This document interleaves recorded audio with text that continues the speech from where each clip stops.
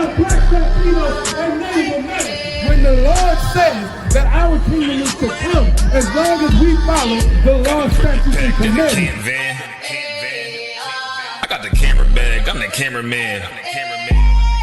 If shit getting active, I'ma stand it down. We taking ground, call the ambulance. That shit go. Look.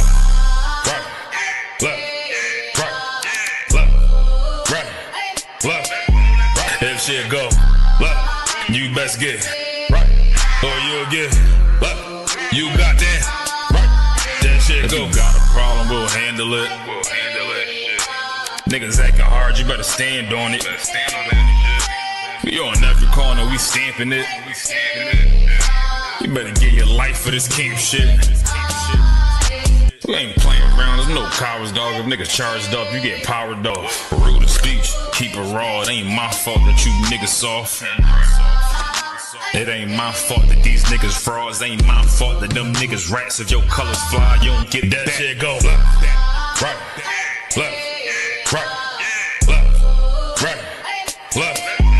If shit go, look, you best get right, or you'll get, look, you got that. That shit go, look.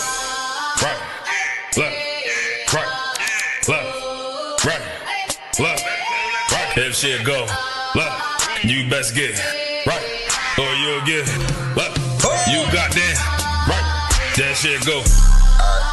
B-Raw, wanna go to war, gotta hop into the van. Tryna cut the scene of something you don't understand. Getting checked from my betterment, better take it like a man. Nigga, how you walk away for camp? If you willing to die, you better be willing to stand. Take a trip around the world, see a bunch of corners held by them UPK niggas. All them UPK niggas go to camp. And I'm on Shamar, head hanging out the car window when I pull up straight to the battlefield. And I'ma make sure niggas make it back home. Say, nigga, what you thought? Well, anything moving, I be on. Gotta remind them we nothing like them niggas that you saw. If you hear back up, that'll be your last time to get out the way. The price to pay before that shit go. Nah, for real though. B-Raw. Look. If shit go, look, you best get right, or you'll get, look, you got that, right.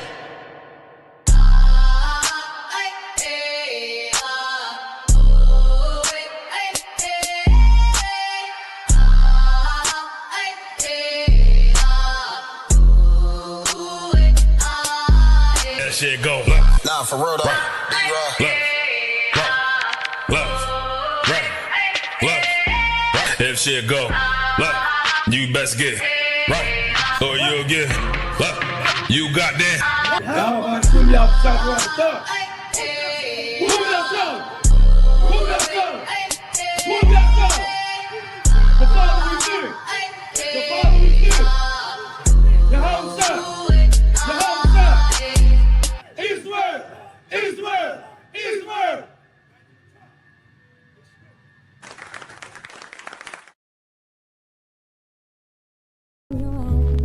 And you should see it too. You should see the homeless. Don't just go by the homeless, but see them. You should look at them. Look at them. Look at the number of them. Look at the condition of them, and wonder about it. This is a normal person that ended up in this situation. How? It wasn't, you know what I'm saying? Like, we done been brainwashed to think the homeless is something special wrong with them.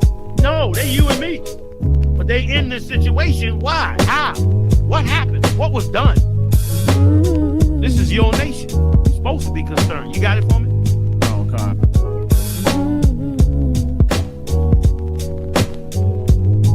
You know, our high power up here, he will always look out for us some kind of way.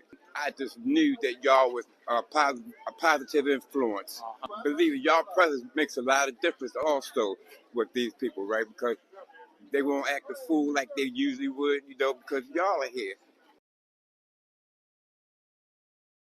A solid number, real ones in my section. If you wanna get down, put your boots on, start stepping. Brotherhood is a weapon.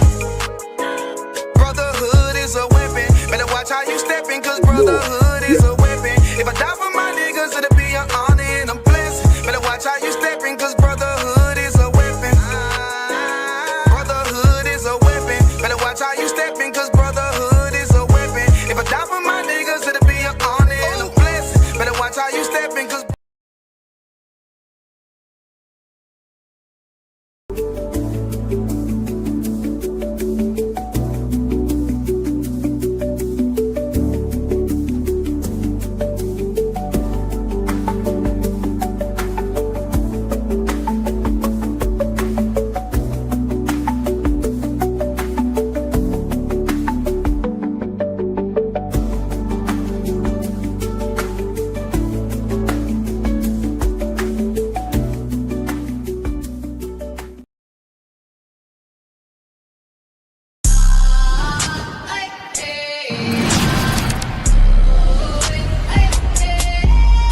South, Black, Latino, and Native American. When the Lord says that our kingdom is to come, as long as we follow the law, statutes, and commandments.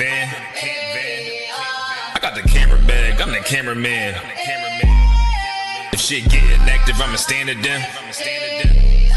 We taking ground, call the ambulance. That shit go right, left, right. If shit go left, you best get right, or you'll get left. You got that right. That shit go. If you got a problem, we'll handle it. Niggas acting hard, you better stand on it. We on every corner, we stamping it. You better get your life for this king shit.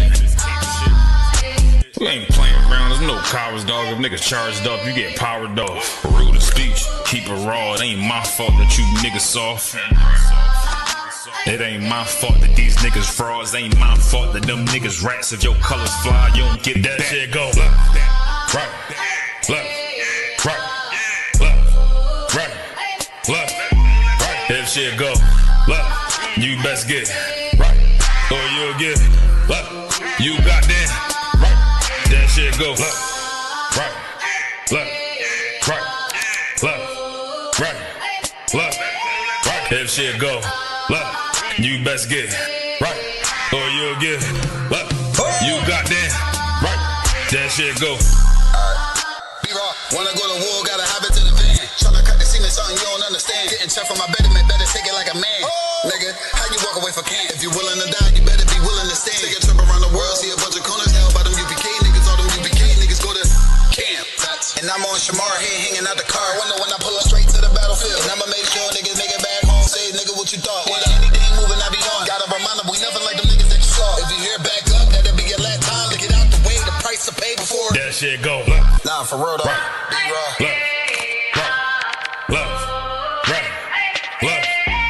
If shit go left, you best get right, or you'll get left.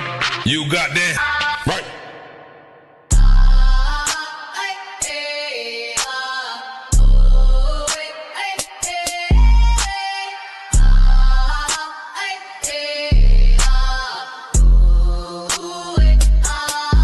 That shit go left. Nah, for real though.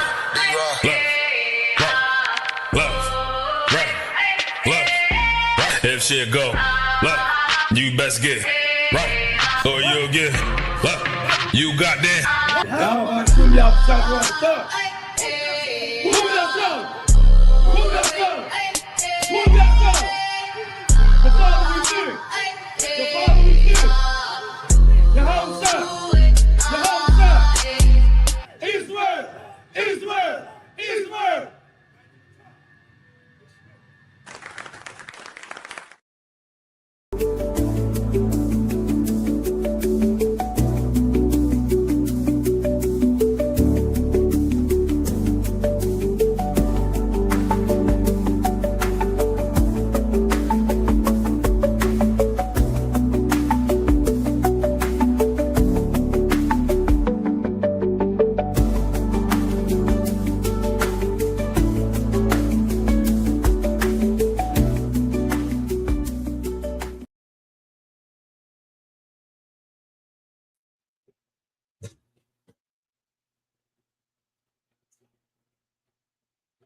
All right, clap it up.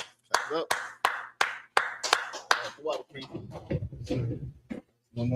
Once again, we are the ISUPK on the Command Johanna store at 1 West 125th Street, Harlem, New York, teaching blacks, Hispanics, and Native American Indians that they are the real Jews, or we are the real Jews. I'm priest and captain of 10,000 Warrior in the building. I got my man, Big Priest Bakar, in the building with us tonight. Most High in Christ. You understand what I mean? Today we're going to be talking about, what our laws, statutes, and commandments are. When it comes to marriage, when it comes to divorce. You understand what I mean? But we live in a land like the culture of America is divorce. You understand what I mean? I never forget, years ago, I knew this African. He had just come to the country, was working together.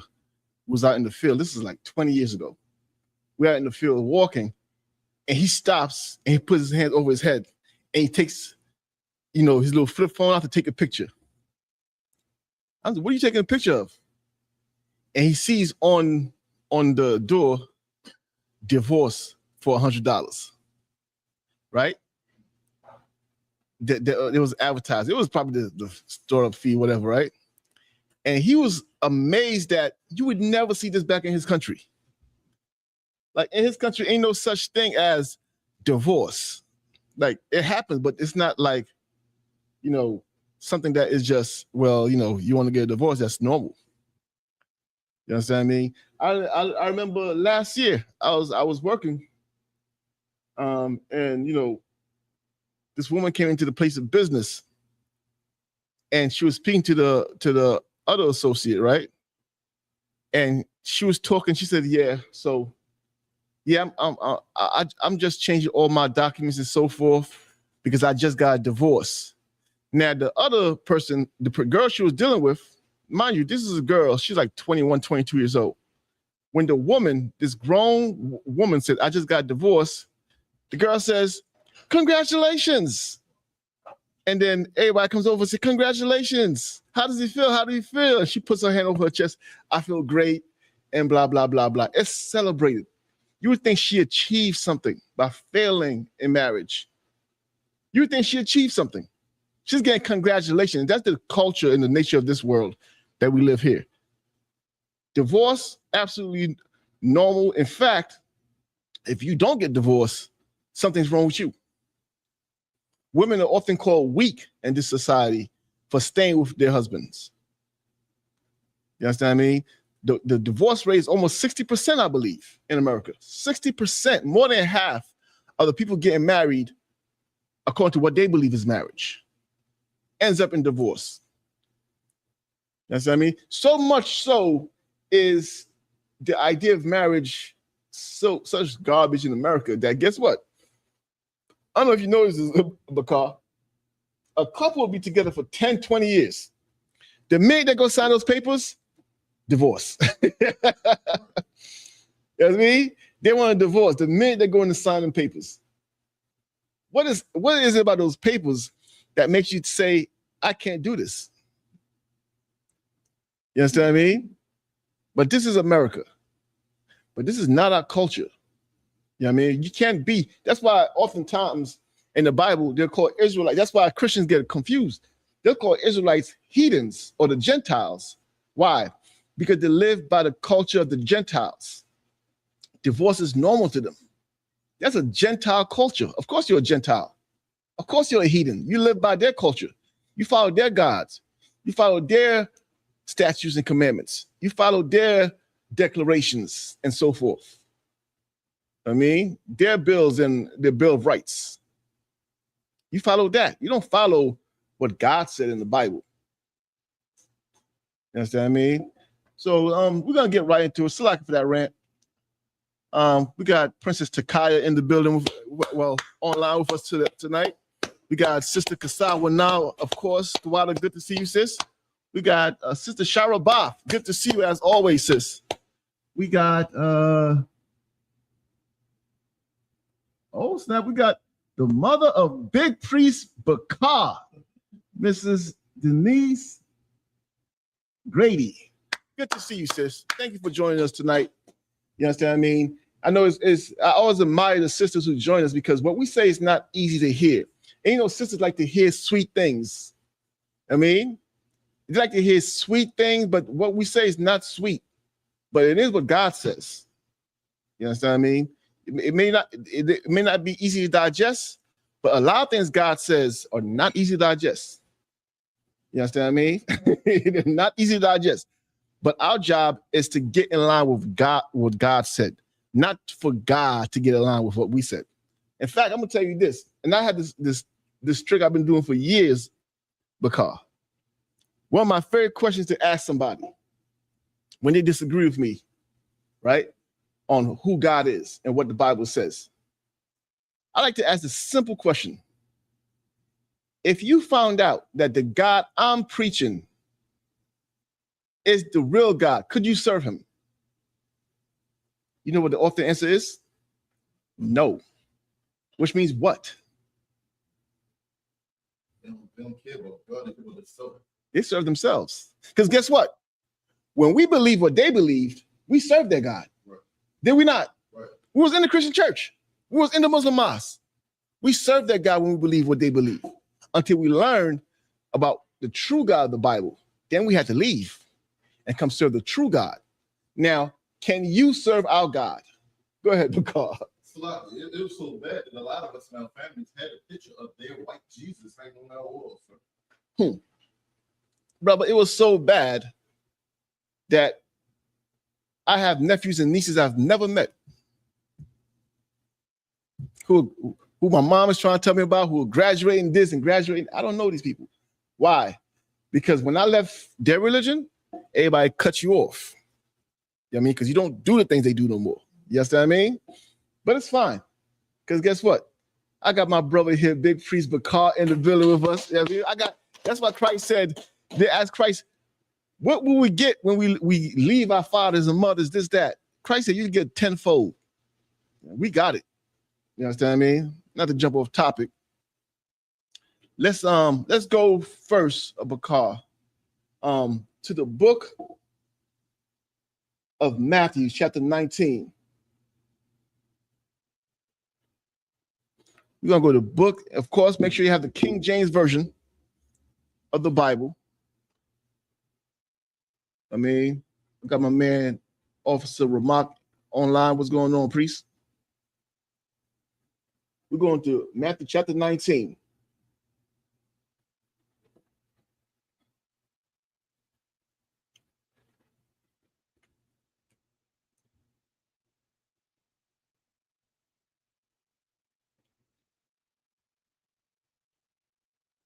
We're going to start in verse 1. Make sure that microphone's on, turned on. That one. Yeah. Or if you want to use this one here.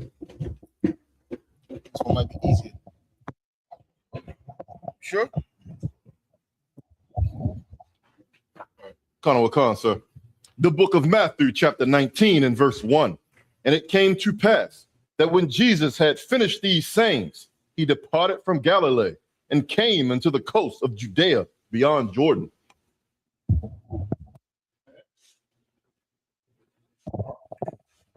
Verse 2.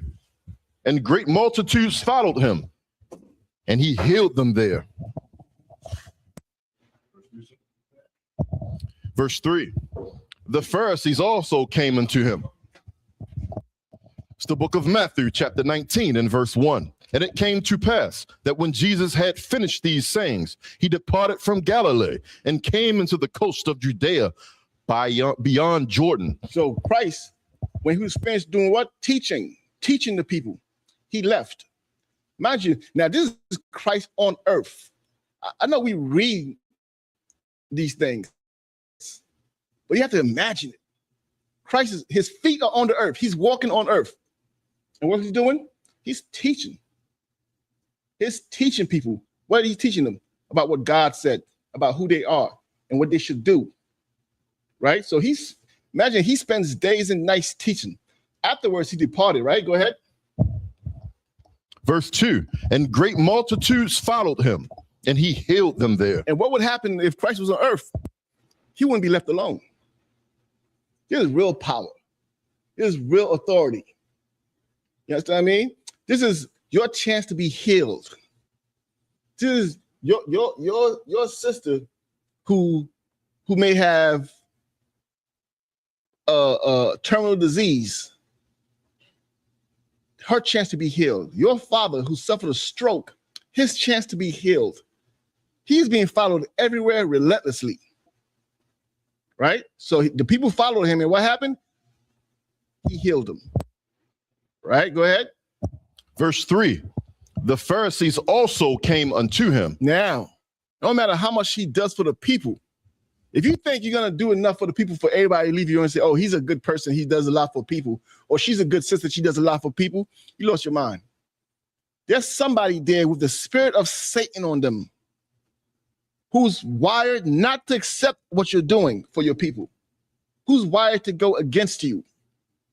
And that was the Pharisees. These Pharisees were so-called black leaders in the land of Israel, in the land in Jerusalem. They imagine this, Bakar. You have one multitude of people following Christ for what? To be healed. And you have another handful of people following Christ to what? To challenge him. Shouldn't you shut your mouth and get out the way so these people can be healed? Isn't that, won't you imagine that if you're there distracting Christ and talking to him, that means somebody's not being healed? Right. Shouldn't I put my hand over my mouth and say, you know what? Let me shut up and watch what I can't do. Let this man do for these people what I cannot do for them. That would be wise. But no, these Pharisees are not coming to listen or to learn. You know what these Pharisees should be doing? This is when somebody's serving the Lord and they're doing things for the people of the Lord. You know what you should do? You should be going to get him some water. You should be holding his jacket for him. Right. You should be controlling the crowd and trying to put order so that they don't press up upon him. That's what you should be doing. You should become a trooper. That's what you should be doing. You know what I mean? That's what you should be doing. Why? To support the person who could do what you can't do. With all of what you think is wise in your heads, all the wisdom you think you have, and all the things you think you have that you could stumble this man with, you can't do nothing for the people, but bring further curses upon them with all your heretics and lies. But finally, let me a man who could heal them, brother, who could give the blind eyesight. I mean, who could raise the dead. What would a man like that do for Baltimore, brother? Who could take people off drugs, and you want to battle him? What are you trying to accomplish? If he comes and he says that the sun is blue, and I'm looking at the sun, I don't see the sun is blue. And I look at him and he's raising the dead. Guess what? I never noticed the sun was kind of blue. I'm starting to believe it's blue. Why? Because maybe I'm seeing it incorrectly. Because one thing for sure, he's curing the sick. He's casting out demons, people who I can't do nothing for. You understand? Keep reading. The Pharisees also came unto him, tempting him, and saying unto him, is it lawful for a man to put away his wife for every When it says cause? tempting him, what does that mean? Challenge him. I was going to give those online to give him a chance. But that's what it means. It means tempting him, meaning they challenge him, right? But also, when it says tempting him, means that they're actually tempting him to lose his cool.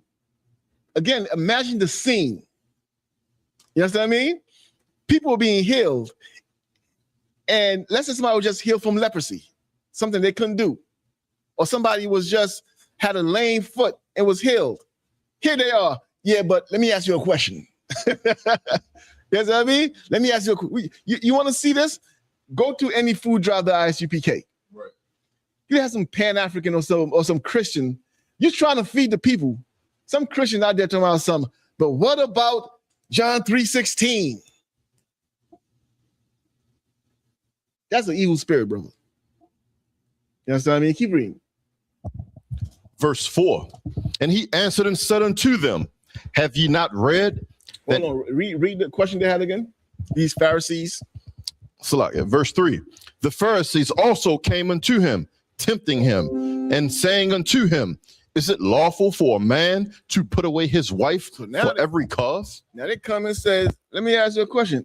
Now, this is them thinking they're smart. And they got a trick up their sleeve. Is it lawful for a man to divorce his wife for any cause? Because now they got a trick up their sleeve because they heard his teachings and they think they got him in a trick bag. Keep reading. Verse 4. And he answered and said unto them, have ye not read that he which made them at the beginning made them male and female? Did you not read what it said in the law, in the Bible? In the Torah, he who made them male and female. Go ahead. Verse 5, and said, for this cause shall a man leave father and mother, and shall cleave to his wife. For this cause. What cause? What cause in the chat? For this cause, what cause is it speaking about here?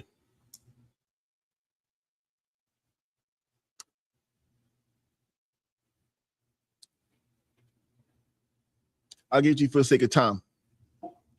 God creates the man, right? Now, when I say creates, of course we know the breakdown, right? Sister Kassar said marriage, right?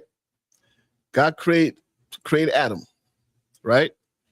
Then he creates Eve. Of course, if you understand the breakdown, it's not that creation, but I'm gonna save it for the sake of time. Because he created Eve, because Eve is here now, that's the cause. I mean, because now I have a man and I have a woman. For this reason, go ahead. For this cause shall a man leave father and mother and shall cleave. A man will leave his father and his mother. That's proof. First of all, off the rip here, if you're a thinker, what's it saying here?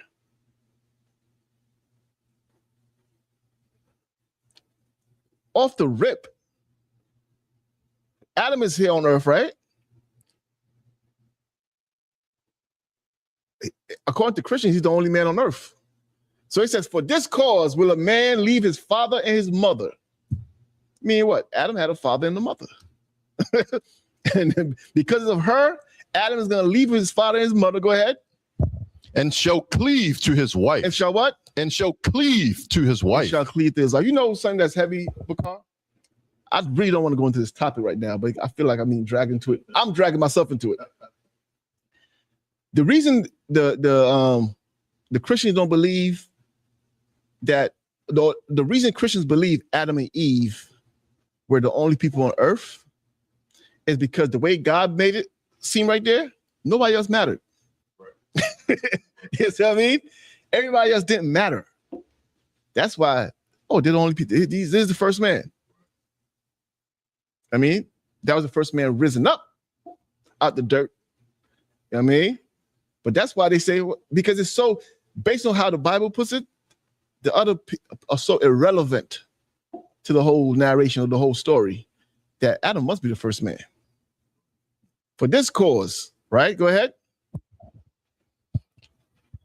For this cause shall a man leave father and mother and shall cleave to his wife. And shall what? And shall cleave to his wife. What does it mean to cleave to something? What does it mean to cleave onto something?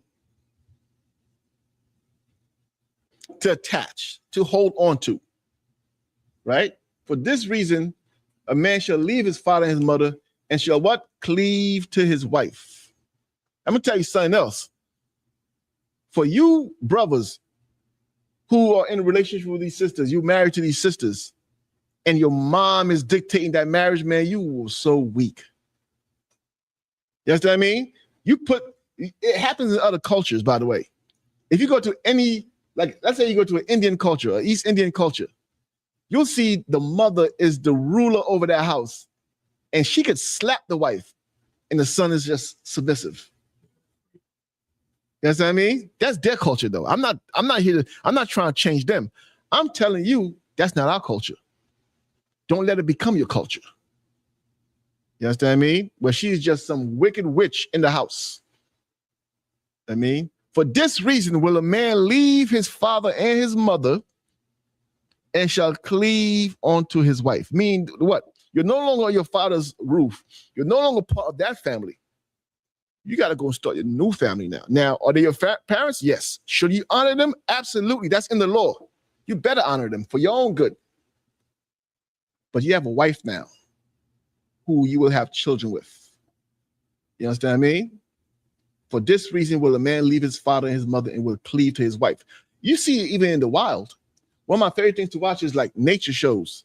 You ever watch a lion? Once that lion starts to get of age, he got to roll. He can't be around there as an alpha lion challenging the father or challenging the head of that tribe. He gets chased out. And he got to go and start his own family. Now, I've seen them come back and meet and be happy to see each other. Then he got to roll again. You know what I mean? That's structure. That's not you in the house, your mother and your father get into a dispute, You jump in the middle. You want to fight your. That's not that. Right. You understand what I mean? That's not that. Keep reading. For this cause shall a man leave father and mother, and shall cleave to his wife, and they twine shall be one flesh. And they what? And they twine shall be one flesh. The two shall be one flesh. Meaning what? And this is something I know we know the answer to, but we don't understand it. We definitely know the answer to it. We could definitely give a intellectual answer, one that sounds wise and smart. But when your divorce rate is at 60%, you don't understand it. The two shall become one flesh, meaning what? Let me hear it in the chat. What does it mean two become one flesh? Are they now, what go to those chains? The Siamese twins? Where they're attached at the hip? The two shall become one flesh. Where else do we see two becoming one or multiple becoming one? One body, one mission, one goal, one household. I mean, not, okay, and this happens often. This happens so often, it's so ridiculous. This is what happens when you don't understand what two becoming one means. You know what happens? They get married, right, Bakar? And now they're in competition with each other. They're in competition with each other. Oh, she makes more money, so now he's jealous of her. Or she's not working, he's making all the money. Now it's a competition, and she's upset with him. If you are jealous of your spouse, you're not one, and you better fix it. You understand what I mean?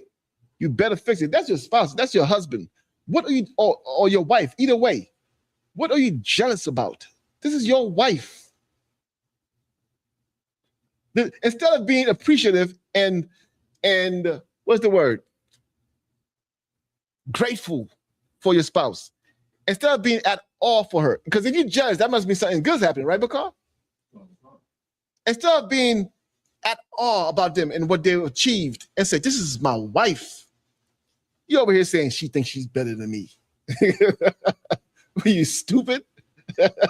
Slack. You simple. You jealous of your husband because why are you not jealous of your husband when that burglar alarm is going off and he gotta go downstairs? Nobody jealous of him then. When he gotta go risk his life, you're not jealous of him then. You understand what I mean? This thing let me tell you, one thing we don't do enough, self-examination. That does not happen in the Black community.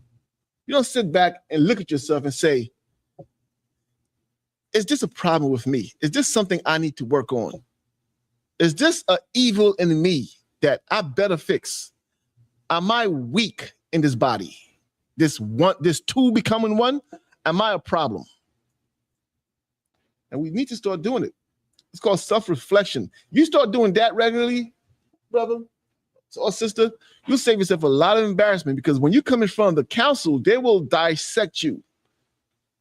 And here, anybody knows we have councils. You'll get dissected. It would have been easier had you did the surgery yourself. You know what I mean? Do the surgery yourself. Imagine this, Bakar. You could go to the council saying, I need this, I did this, I behaved like this, and this is the outcome. Or you could go to the council and say, hey, I noticed this about me. Can you give me some counsel on it? You could go to councils, but it depends on what kind of council you're walking into. The left-handed council that I mentioned first, that's a council most people go into, because now you done made a mess, and now you gotta be broken to be fixed. You know what I mean? Versus you catching the symptoms early before you react on it and you get the help. This one's much more honorable, to get the help versus to get the judgment. Go ahead, Bakar. So I had this conversation with working in the mental health field a lot. A lot of people have told me that when it comes to being accountable and looking at themselves and their wrongs because we've been beat down in so many aspects of life as Black, Hispanic, Native Americans. They don't want to look at themselves and be judgmental now because like the world is already judging. And that's the excuse that people come up with why they can't be accountable. First of all, the world is not judging them. The world is not judging them because the world's slogan is literally "Don't judge." That's literally the slogan of the world. If you start to judge them, you're gonna say you can't judge her. You can't even open your mouth without them accusing you of being judgmental. Right. Oh, you're not better than him. So that is a whole lie in their heads. There's zero accountability. America is taught to have no accountability. I mean, what's going on, sis? We got our young sister. Always good to see you, the daughter of Officer Bakar. Blessing. I mean, why for joining us, sis? Very sharp young sister. Very sharp young sister. Right? Go ahead, keep reading. Verse 6. Wherefore they are no more twine, but one flesh. Christ is saying, look, the order is this. The two become one. Go ahead. What therefore God hath joined together. What God has brought together. Go ahead.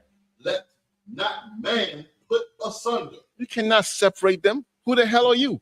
When it says let not man, I mean, if God put them together, who the hell are you? Right. What gives you authority to say, well, they could divorce?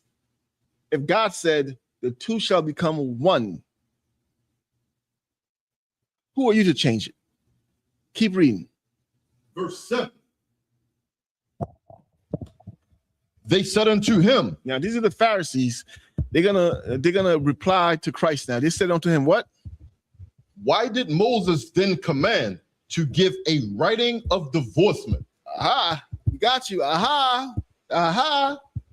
Then how come Moses gave the order that we could give a writing of divorce? Now they think they got Christ. You understand what I mean? Because Moses did say, you know what? Yo, if y'all can't get along, I'm gonna just go ahead and give you an order of divorce. Keep reading. And to put her away. And you could put her away. Go ahead. Verse 8. He said unto them. Now this is Christ speaking. He turns and says unto them, what? Moses, because of the hardness of your heart. Because of the what? Because of the hardness of your heart. You were horrible people in that wilderness, Moses. Because of what? Because of the hardness of your hearts. The hardness of your hearts. Go ahead. Suffered you to put away your wives. And oftentimes, man, we got a hard hearts towards our spouses, towards our wives, towards our husbands. The heart, yo, let me tell you, yo, we the past couple of weeks we've been chilling by my house. Bakar's been there, and we'll be there. It'll be the brothers there. We'll be cooking. Like I normally do most of the cooking there, right? Because I'm shining my culinary skills. I mean, I'm getting better, right? My food is edible right now, for your information, right? But I'm cooking, and we're talking, we're laughing. You know what I thought about Gabar one time? As I was cooking, and the brothers are there, we're just talking and laughing and, you know, just chilling. I said, I'm cooking. I'm like, and I'm enjoying cooking, by the way. And I said to myself, you must hate your spouse to hate cooking for them. You gotta, like, cooking is not the burden that, if you listen to these people talking about cooking, now I understand you could be tired, you could have had a long day at work and stuff like that, but to cook for your family, goddamn. I'm cooking for my brothers, and I'm excited for them to taste the food. Now I don't know if they're lying to me and saying it's good and it's really not good. You know what I mean? But we're having a good time. But you telling me cooking for your husband or vice versa, cooking for your wife. But I have to be fair, I haven't heard men say they hate cooking for their wives. Just to be honest, if you've heard it, okay. I've never heard a man takes pride in his cooking. Good, because you say you cook? Because he's good. He cooks in his house. I mean, let me see. Blessing, is his cooking edible? She ain't gonna tell the truth. She might get put on punishment when he gets home. I mean, but it's an evil thing to say, you know what? I hate cooking. You got to do some self-examination. Do some self-examination, sis. Now, if you don't know how to cook, just learn. That's fine. I mean, but if you know how to cook and you refuse to cook, I've seen people, they don't even want to cook for their kids. I mean, go ahead, because I'll keep going on rants. Verse 8, he saith unto them, Moses, because of the hardness of your heart, suffered you to put away your wives. Suffered you. What do you mean to suffer you? They allow you, but it's like he has to let it go. He suffered you to put away your wives. Go ahead. But from the beginning. But from when? But from the beginning. From the standard of things, from the way God set it up, from the beginning, from Adam and Eve. Go ahead. It was not so. It was what? It was not so. It was not so. From the beginning, it was not so, man. There was no such thing. You're talking about Moses. Before Moses, there was no such thing. Ms. Denise says, Bakar can really cook good. Yeah, I mean, you're going to be biased, sis. That's your baby boy. When the last time he did anything wrong in your eyes? I mean, you could cook with some mush and you'll enjoy it because why? That's your baby boy cooking for you. What are you going to say, no? I mean, I need an unbiased opinion. Who's this? Roy. What's going on, sis? Good to see you. Wonderful checking in. Go ahead, Bakar. Verse 9, and I say unto you, whosoever shall put away his wife, except it be for fornication. I'm telling you straight up, man. Whoever puts away his wife, except for what? Except it be for fornication. Except it be for fornication. Go ahead. And shall marry another. And marries another. Committeth adultery. He did what? Committeth adultery. That's how it is. You understand what I mean? There's another scripture. Find me the scripture that says he makes her a subject for adultery. I think that's in Matthew chapter, which one? Where we at? Chapter 5? 19. I think that was in chapter 5, where he makes her a subject for adultery. Okay, hold on. We got my girl Heaven in the building, the daughter of Officer Ramak. What's going on, sis? Good to see you. I mean, always a pleasure. Sister Kasawa says, like, if a man commits adultery or fornication, does his wife have the same right as him? That's a good question. Stay right there. Matthew chapter 5. Let me see. I'll find it.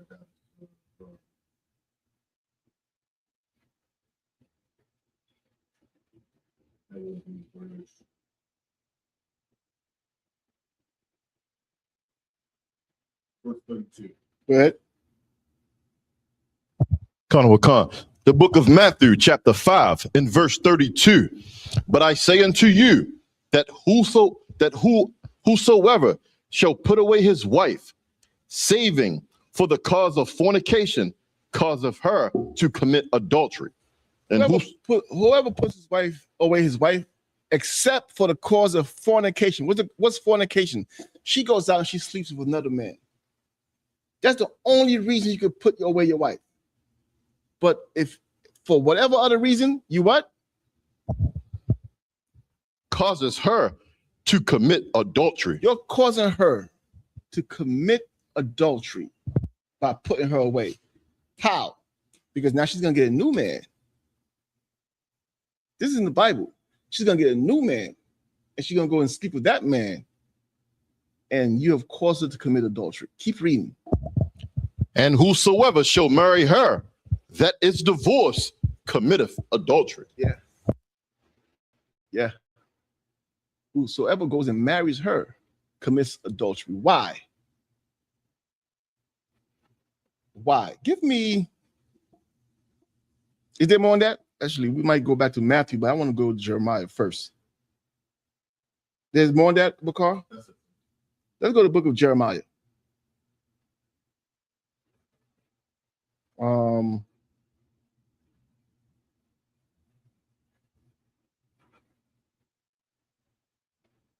Give me Jeremiah chapter 3.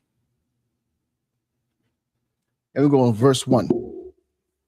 Now, this is a metaphor, but I want you to understand the point of we're not focused on the metaphor. The metaphor is God showing us how he's taking us back. But he says something here that I want you to understand. That was the book of Jeremiah, what? Chapter 3 and verse 1. Please read. Khan. The book of Jeremiah, chapter 3 and verse 1. They say, if a man put away his wife, and she go from him and become another man's, shall he return unto her again? If a man puts away his wife, divorces his wife, leaves his wife, and she goes and she turns to another man and has relations with that man, shall he return to her again? Keep reading. Shall not that land be polluted greatly? Shall not that what? Shall not that land be greatly polluted? Shall not that land be greatly polluted? What's the land?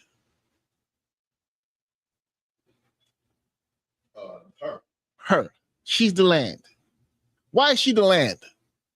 Let me see online. Who can tell me why she is considered the land in this metaphor? Hey, shalom, sis. Princess Azarma, good to see you. Rib of Officer of 500 Kerala come. What's going on, sis? Good to see you. Why is she the land? Read again. The book of Jeremiah. And furthermore, I need everybody to get out their feelings for these scriptures. Don't get on the defensive, and this is not fair. You don't understand. If you're saying that, you have to completely become a child again, as if you're learning as a child. Why is it the land? Read again, Bakar. The book of Jeremiah, chapter 3 and verse 1. They say, if a man put away his wife and she go from him and become another man. Who's they? Who's they are saying? It's in the law. You understand? If a man puts away his wife and she go to another man, go ahead. Shall he return unto her again? Shall he what? Shall he return unto her again? Can he go back to her? Go ahead. Shall not that land be greatly polluted? Shall not that land be greatly polluted, meaning disgusting, unclean, for him to go into her again? Why is she the land? Let me see. I got some answers here. Shara Bob said because it's her body. Kasawana, a woman can only receive and produce. And Kerala come got it. Because seed goes in the land. If you think about farming, what do? You place the seed in the land. And what does the seed produce? Fruit. Her body is the land. What is the seed? What is the seed online? When her husband lays with her, he puts seed in her, sperm in her. What does she produce? What does she produce? Children. Kara, stop answering in the chat. I need the sisters to answer. Yeah. I mean, she produces children. You understand what I mean? So that metaphor is if a man puts away his wife and another man goes into her, shall he return, the first man return back to her? Shall not that land be polluted? Polluted with what? Somebody else's seeds. You know, it said, let me ask you a question. Online, after a man and a woman has been together sexually, I'm trying to keep it as clean as possible, right? Because this is not me and Bakar talking. This is us talking with sisters, right? So, of course, we're going to honor our sisters. After a man has been with a sister, a husband has been with or a man has been with a woman, how long can doctors go and find traces of his seed in her? Look that up. Google. Somebody Google that for me, please. And you're going to go into that? First of all, I'm going to tell you this. Any man who brags about sleeping with another man's woman, to me, is in the LGBTQ. It's in the LGBTQ. If you bragging about sleeping with another man's woman,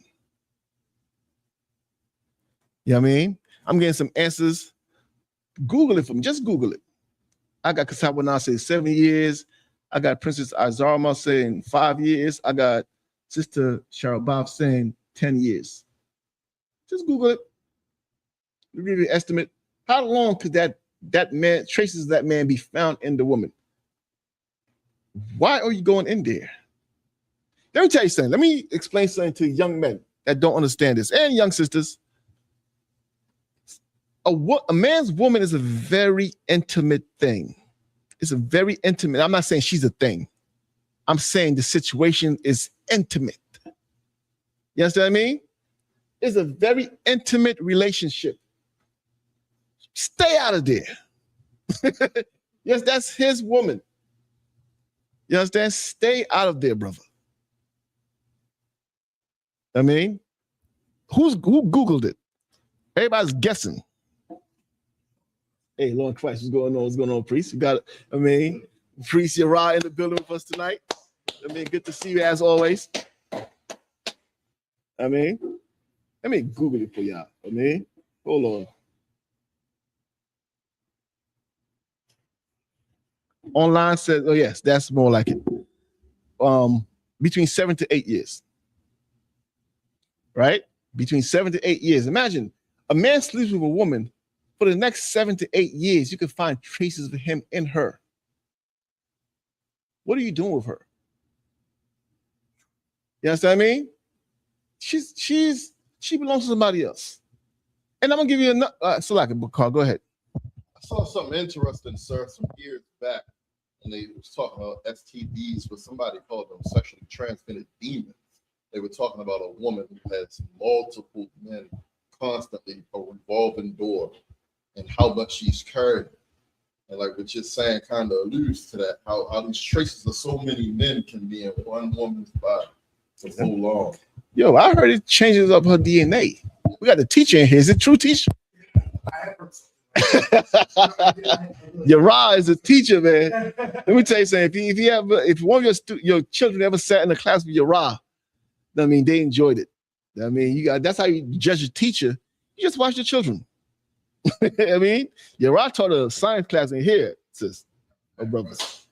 Man, I wasn't there, but I saw the video, and the children had the ball. Salakia. Let me get back on topic. Right? So, how do you, like, if a man leaves his wife and another man takes her, she is polluted. You can't go back. You understand? So the sister Kasawana says, wait, I think you had a previous question first before I go with this one. Hold on. If a man commits adultery or fornication, does his wife have the same right as him to divorce? The short answer is no, right? Because a man can sin, but it would what are you considering adultery? So, for example, if he meets a young girl who's not married and sleeps with her, did he commit adultery or fornication? I mean, the answer to that is no, because why? A man can't have more than one wife. I was thinking about something the other day, Uriah, and it was like, sometimes be in my mind. I was just thinking something blew my. I said, you know what?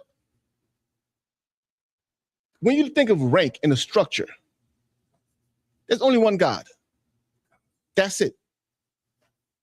Christ serves God, and God has millions of angels under him. Who do we serve? Who do we serve? Go ahead. Yes. We serve Christ. Does Christ only have one of us? He has a lot of us serving him, right? Under his rank. Who's under us? Go ahead. Say again? Our wives. How many husbands does our wife have? Go ahead. Just one husband. Do we have many wives? Right. Who's under the wife? The children. How many children does the wife have? Many. How many mothers do the children have? You understand that rank? That structure? That's structure right there. That's rank going up to one God. And as long as everybody goes up and serves that one God, guess what? We're one body. It's a beautiful thing when you think about it. So sisters, don't feel no way. Just every time you get mad that your husband has another wife, just think about your children come say, well, you have another son. You have another daughter, so I'm not speaking to you. I'm upset with you because how dare you have a child? And it does happen. It does happen. If you look at young children, that first child, when that second child comes in, that first child is upset in a lot of cases. You understand what I mean? I know this one sister, she always tell me the story when her little sister was born. She was trying to throw the sister in the garbage. There was babies. I mean, they were young. She was like 3 and the sister. She was trying to throw that baby away because she was like, how come all of a sudden I'm not getting no attention? This baby's getting attention. Who the hell is this? You understand what I mean? But that structure is right there. And I don't want to turn this into a multiple wives breakdown because I really don't want to get over the topic. But a man can have more than one wife. So if he gets another wife, no. But you're saying if he commits adultery, explain him committing adultery, like sleeping with another man's woman? I mean, I'll cut to the chase with this one. Let me tell you this. This is very important for sisters, young sisters. Be careful of the husband that before you didn't even get to choose your husband, to be honest. And it sounds harsh, but it was wise because your father had to accept him. And your father was not impressed with a flashy belt and a nice car. He could not be bribed with that. He could not be gamed up. There's no game that he's gonna come and spit to your father. Right. That's gonna make him say, let me give him my daughter. My daughter is precious to me. If you come spit in game, you're going right out that door. Right. You understand what I mean? Because now I know you're a conniver and deceiver. I mean, I gotta watch you. I gotta see, okay, is this somebody I'm gonna trust my daughter with? Now, in the world we live in, we're not even, and here we are. But in the world, we were not raised like that. So a lot of us already married and so forth. But once you marry your husband, you married, sis. Now, go ahead, Officer Yara. Give him the microphone, please. Slocky Cap, does this scripture apply to that? I wanted to know, and like you can correct me if I'm wrong, but the commandment says thou shalt not covet thy neighbor's wife. Yes. It doesn't say thou shalt not covet thy neighbor's husband. So it shows that the wife, like you can't desire another man's wife. Yes. But it's not, but a sister, if she, sees a brother and she's like, would like, you see what I'm trying to say? Yeah. If she'd like to marry him, because the commandment doesn't say, it just says thou shalt not covet thy neighbor's wife. Would that, you're 100% right. Would this apply? Could you apply this as a precept? Yes. If come on, concern. Yes, you can. You understand me? Because you're not supposed to go after another man's wife. You understand? Because why? Because of what we just talked about. That land is polluted. And what does it bring? Madness. You can just look in the community. How many people don't know who the father is? What do you mean you don't know who the father is? That has become normal for us to accept, but that should be unheard of. You understand what I mean? Not only should it not be, it should be unheard of that somebody had a child and they don't know who the father is.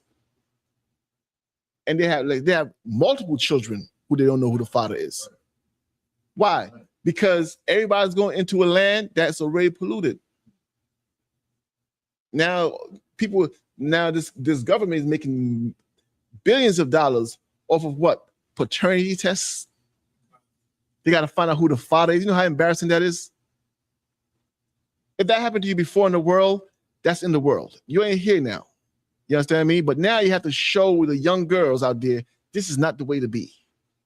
You understand what I mean? This is not the way to be. If you didn't know before, I get it. We didn't know we were supposed to sell and do drugs.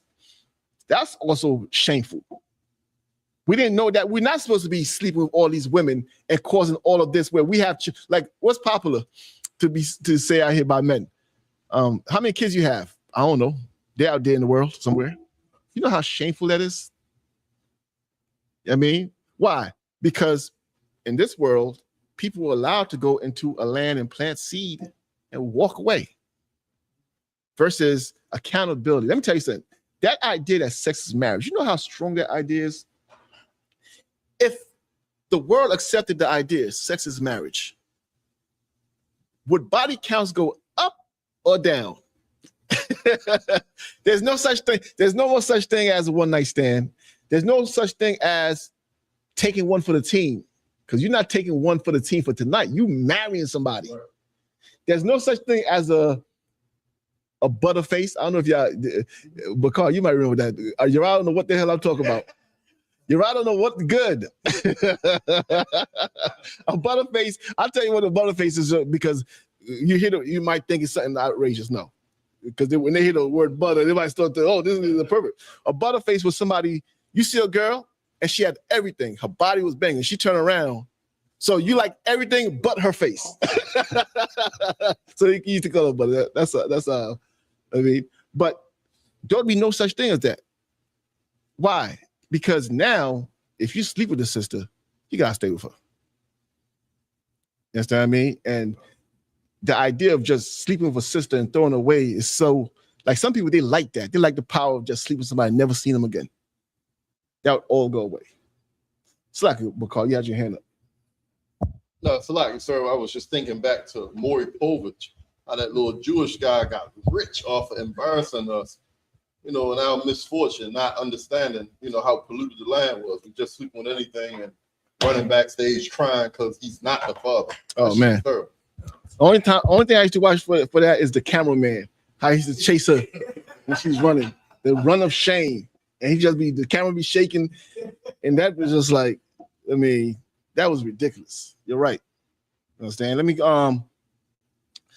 if a man sleeps with a whore but has a wife, what right does the woman have concerning this marriage, especially for health? Is sex with a whore considered fornication? Okay. Sex with a whore is a fornication because why? This whore is having sleeping with a lot of people. That means you're on the at the well. Give me Christ at the well. Right? When he was speaking to the Samaritan woman at the well. Right? But he committed fornication, yes. But does that give you ground for divorce? No. Again, you gotta be careful who you marry. You understand what I mean? But I'm gonna tell you this. What rights do you have? You definitely have the right to protect yourself. Meaning this. If you've been betrayed by this brother, number one, get counsel. Number two, the counsel might demand, okay, brother, you slept with some woman out there. Number one, you're gonna have to stop sleeping with your wife for a period of time now. And you're gonna have to go get tested for STD. Because you cannot bring this disease back to your woman. You understand what I mean? You're gonna have to take measures now where somebody's gonna have to intrude on your marriage. Imagine somebody have to intrude on your marriage because you can't handle your marriage because you're such a lustful pig and you have to sleep with everything you see. Now you're putting your wife in danger. You're putting your children in danger. You understand what I mean? Your wife is breastfeeding and she's at the risk of STDs because you just can't control yourself. Brother, let me tell you something, man. The sister's right to have these concerns. You understand what I mean? And don't think, sisters, when I teach this class, it's just like these brothers have all this liberty to do whatever. Nah. The accountability is there. You understand? It's just that we're at a stage right now where we are changing. We're becoming a nation again. Think the wilderness. Think Moses and the BS he had to deal with to get these people in order. That's where we're at right now. And a lot of people are coming in with a lot of demons on them. A lot of demons. They can't shake. They better shake them. They better get counsel. Like I said, it's better to go and say, hey, I have this weakness. Help me. Versus, I gave my wife an STD. Don't let this one happen. Go and ask for the help. Examine yourself. And I'm going to tell you this, brothers. Don't lose your wife's trust. It's hard to get back. It's hard to get back. There's a point where she's going to trust you and she's going to do what you say. Don't lose that by being weak. I mean, don't lose that by being weak. Don't lose your children's trust by being weak. Self-control, brother. Get that for me, Bakar, please. Colonel Khan, sir. It's the book of John, chapter 4 and verse 5. Then cometh he to a city of Samaria, which is called Sychar, near to the parcel of ground that Jacob gave to his son Joseph. Verse 6, now Jacob's well was there. Jesus, therefore, being wearied with his journey, sat thus on the well. So Christ is sitting there on the well. I mean, had a long journey. He sent his men to go out. I think he says it. Go ahead, read Bakar. And it was about the 6th hour. Verse 7, there cometh a woman of Samaria. So he had sent his men out to go get food, right? And he's just sitting there, just relaxing a little bit. And then comes a woman from Samaria. Go ahead. To draw water. Jesus said unto her, give me a drink. Verse 8. So Christ says to her, you getting water. Give me some water also, please. Right? Go ahead. Verse 8. For his disciples were gone away into the city to buy meat. Right. So his disciples had gone away. Right. So Christ is just relaxing, just taking a rest. Imagine what we was reading earlier. Myriads and myriads of people coming to him to be what? Healed. Right? To be cured of all diseases. He's out all day. So he's tired. So he's like, get me some water, woman. Go ahead. Verse 9. Then saith the woman of Samaria unto him, how is it that thou, being a Jew, askest a drink of me, which is a woman of Samaria? Right. For the Jews have no dealings with the Samaritans. Y'all don't speak to us. How come you speaking to me? It's kind of weird. You see what I mean? Why? Because the Jews don't speak to the Samaritans. Right? Go ahead. Verse 10. Jesus answered and said unto her, if thou knewest the gift of God, and who it is that saith to thee, give me a drink, thou wouldst have asked of him, and he would have given thee living water. If you knew who I was and who was asking you for a drink, you would be more busy asking me for a drink of living water. You know what I mean? So you basically tell her you don't know who you're talking to. Right? Keep reading. Verse 11. The woman saith unto him, Sir, thou hast nothing to draw with, and the well is deep. From whence then hast thou that living water? You don't have nothing to draw the water with. And the well is deep. How are you going to give me living water? Right? Go ahead. Verse 12. Art thou greater than our father Jacob? Are you greater than our father Jacob? Now, of course, every heathen thinks their father is Jacob. How do you know? Till this day, the Arabs are saying, we're Abrahamic. You know what I mean? Let me tell you, everybody tries to attach themselves back to our heritage. That's the only way to be legit. You know what it's like, Rob? It's kind of like when the heir, let's think about a king. King sits on his throne. Who sits next to him? His heir. The next to rule. When the throne is empty, the seat is empty, every servant is scheming on sitting there. That's what this world is like. Everybody who should be a servant think they could be an heir now. Why? Because the heir is lost. The heir is lost. Little do they know, the heir is right in front of them all the time that they've been mistreating. It's so poetic, but I don't want to get off topic. Go ahead. Verse 12. Art thou greater than our father Jacob, which gave us this well? Go ahead. And drink thereof himself? Go ahead. And his children? And his cattle? Verse 13. Jesus answered and said unto her, whosoever drinketh of this water shall thirst again. Go ahead. Verse 14.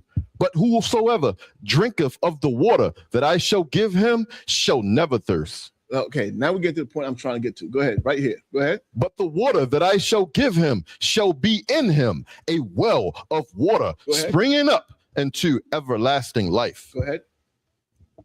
Verse 15. The woman saith unto him, Sir, give me this water that I thirst not, neither come hither to draw. So the woman says, give me this water that you speak about. Give it to me, right? Go ahead. Verse 16. Jesus saith unto her, Go, call thy husband and come hither. Call who? Thy husband and come hither. Go get your husband. Go get your husband. I want to speak to him. Go ahead. Verse 17. The woman answered and said, I have no husband. I have what? I have no husband. I'm not married. I don't have a husband. Go ahead. Jesus said unto her, Thou hast well said, I have no husband. You spoke right. You said the right thing. Go ahead. Verse 18, for thou hast had 5 husbands. You had what? 5 husbands. Go ahead. And he whom thou now hast is not thy husband. You've had 5 husbands, and the one you're with now is not your husband. What was Christ saying to her there?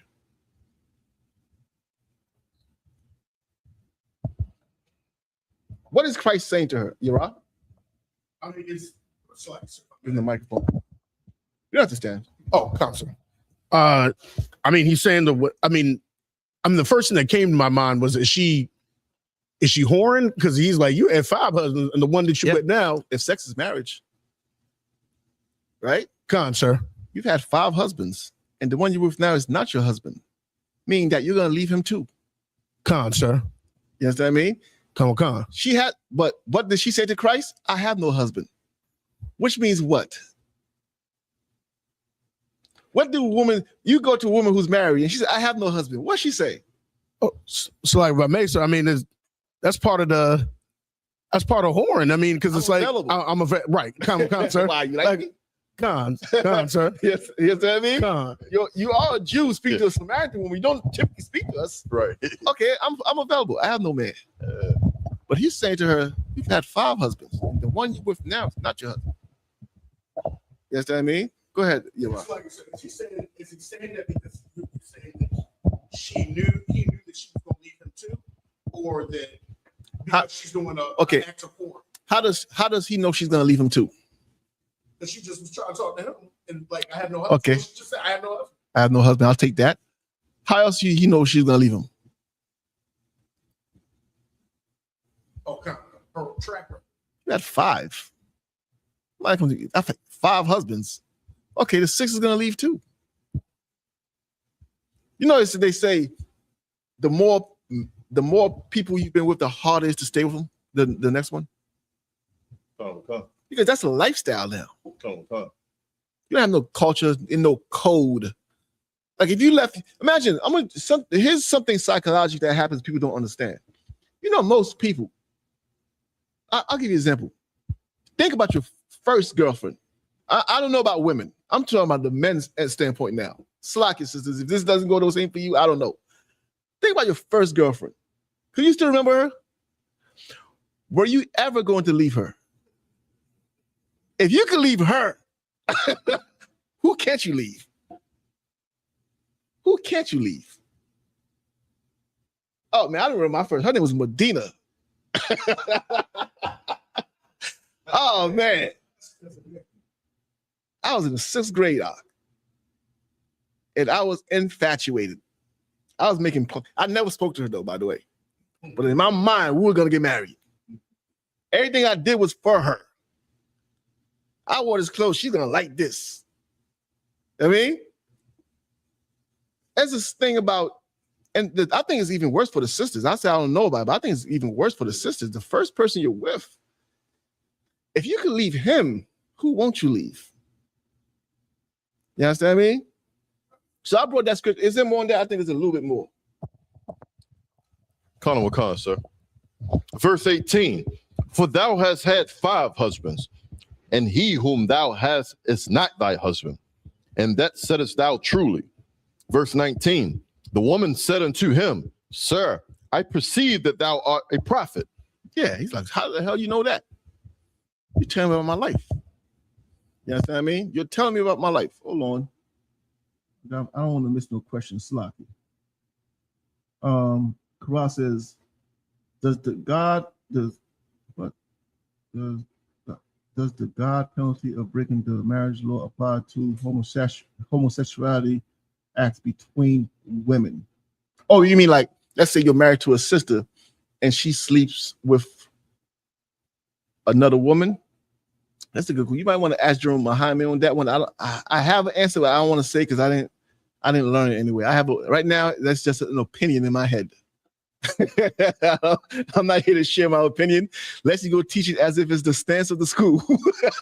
So I'll pass on that, Karad. That'd be a good question to ask Jerome Muhammad on Thursday. Salaki, brother. Let's basically, if you're married to a sister and she goes and sleeps with another woman, if she sleeps with not a man, a woman, right? would that be cause to leave her, basically?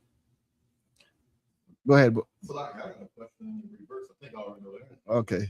If you meet a woman, she is a part of that lifestyle. She has a woman that she's with. When I go approach that, Can you marry both of them? No, not both. But I go try to fix her and bring her back on this side of the gate.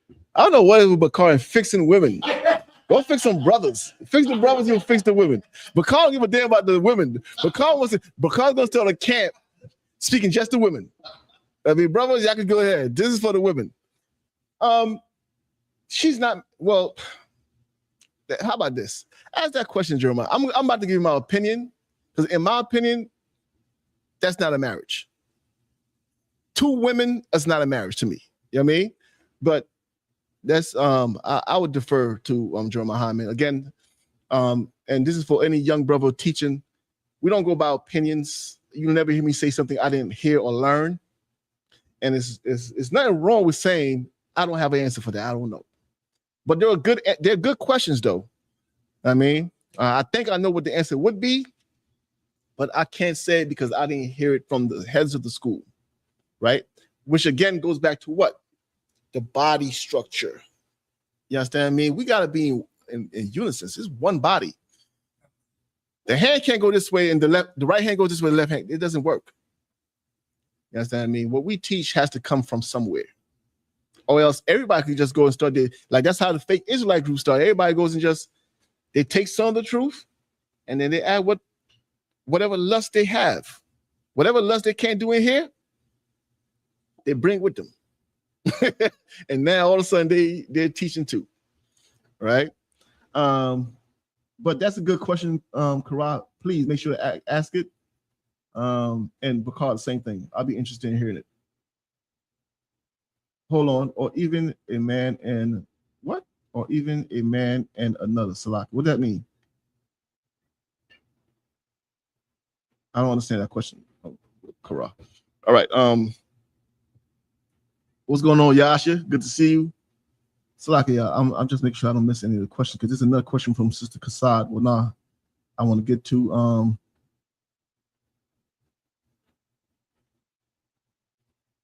okay, we have Joyce Palmer checking in. What's going on? We had another question. I just don't want to miss it. Slack about that, Akim. Mayak is online. Okay, Slack. Wouldn't this be another situation where she is subject to adultery? No, because I'm missing the question from you. Okay, here's it. If a man sleeps with a whore, but has a wife, what right? No, we read that one already, right? You just got to get counseling. He got to, and that's the beauty of being in the school. He's going to have to submit to the men above him on it. You understand? I mean, you sisters don't hold, let me tell you this. Don't hide nothing regarding your husband when it comes to sin.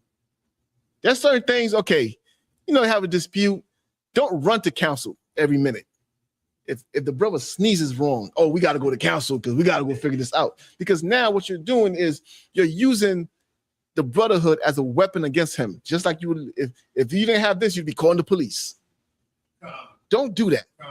But if he is sinning for his own good, take him to counsel for your own good, because that sin is coming to that house. And eventually it's going to catch up to you, like the sister said. What about STDs? What about this? What about that? Brother have addiction to drugs. Don't say, well, let me look over it, because what he's going to do when he spends all the rent money on drugs and he gets a little desperate for that drug that he's addicted to. You know what I mean? Look, take him to counsel early. You understand? Take him to counsel early. If a husband does the unthinkable abomination of LGBTQ another man, is the sister still with him or no? Excellent question. In my opinion, hell no. But ask Joe that, because that is right there is like, brother, you ask that question in the class. I believe I remember the answer being no, being that she should not be with him. But I don't want to ask that question, right? With the LGBT or that lifestyle there, I don't recall. I focus more on, legit marriages. You know what I mean? But it's good that you ask these questions, because I gotta go sharpen my sword on that too. Because I like once I come in here, to me, all of you are angels. I'm amongst angels in here. I don't know nothing about that. I don't think about it. It's like that's out in the world. But again, people are coming out of the world in here. So that's a good question. It was broken down when Sakari got exposed. I think I remember that, sis. I do remember that, but I don't want to overstep or say something I don't remember. All right, do we have any questions in here? Officer Rob. So water, sir. I was trying to ask this question with Commander Johanna, but when he was here, but I couldn't get the chance to. You're gonna ask me the question. You're gonna ask Commander General Johanna. I wanted to, but it was so easy. I was like, okay, so I got a few questions. Let me tell you in advance. Save it for my. No, I'm just. So some of these questions are long-winded, sir, if you don't mind. Mm-hmm. So I can, because I got to explain like the context. Go ahead. I'll just enjoy my drink. Okay. So if Officer Bakar, would you mind pulling just a couple of scripts? So I wanted to go to Deuteronomy 17. Starting, would you mind, Salakia, would you mind reading verses 8 through 13, Officer Bakar Babakusha? The book of Deuteronomy. Give him the microphone. Oh, slides. The book of Deuteronomy, chapter 17 and verse 8. If there arise a matter too hard for thee in judgment, between blood and blood, between plea and plea, and between stroke and stroke, being matters of controversy within thy gates, then shalt thou arise and get thee up into the place which the Lord thy God shall choose. Verse 9. And thou shalt come unto the priests, the Levites, and unto the judge that shall be in those days, and inquire, and they shall shew thee the sentence of judgment. Verse 10. And thou shalt do according to the sentence. Are we aware of what's happening here? Come, sir, fine. Go ahead. So if there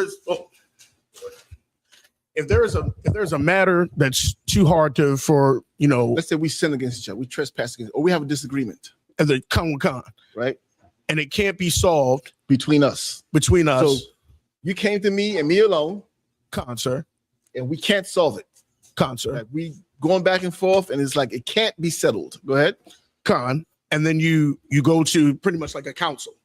Take it to council. You taking it to council to who?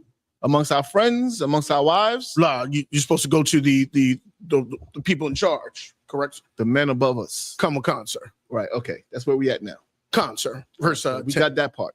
Come on, sir. Okay. Verse 10. And thou shalt do according to the sentence which they of the place which the Lord shall choose shall shew thee. And thou shalt observe to do according to all that they inform thee.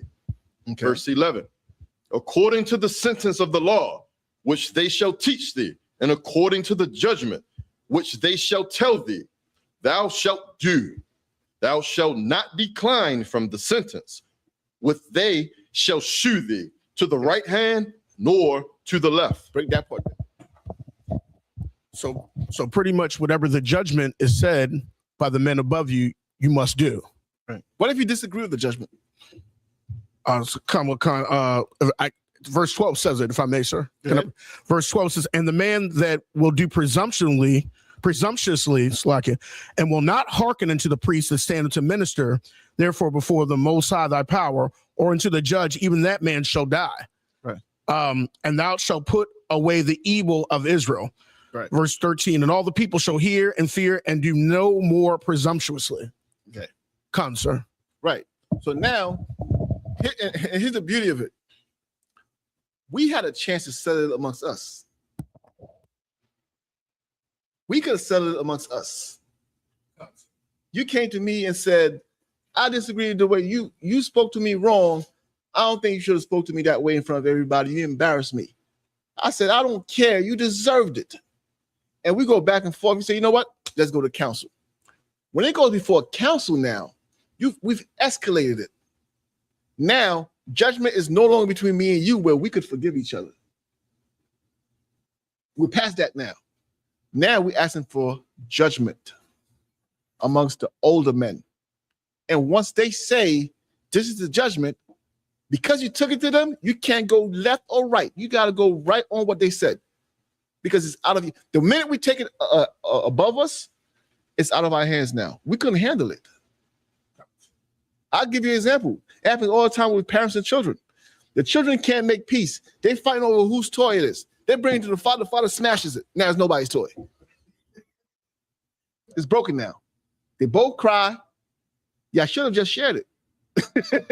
You understand what I mean? That's the spirit it's in. Meaning that once it escalates to that level, you got to do it.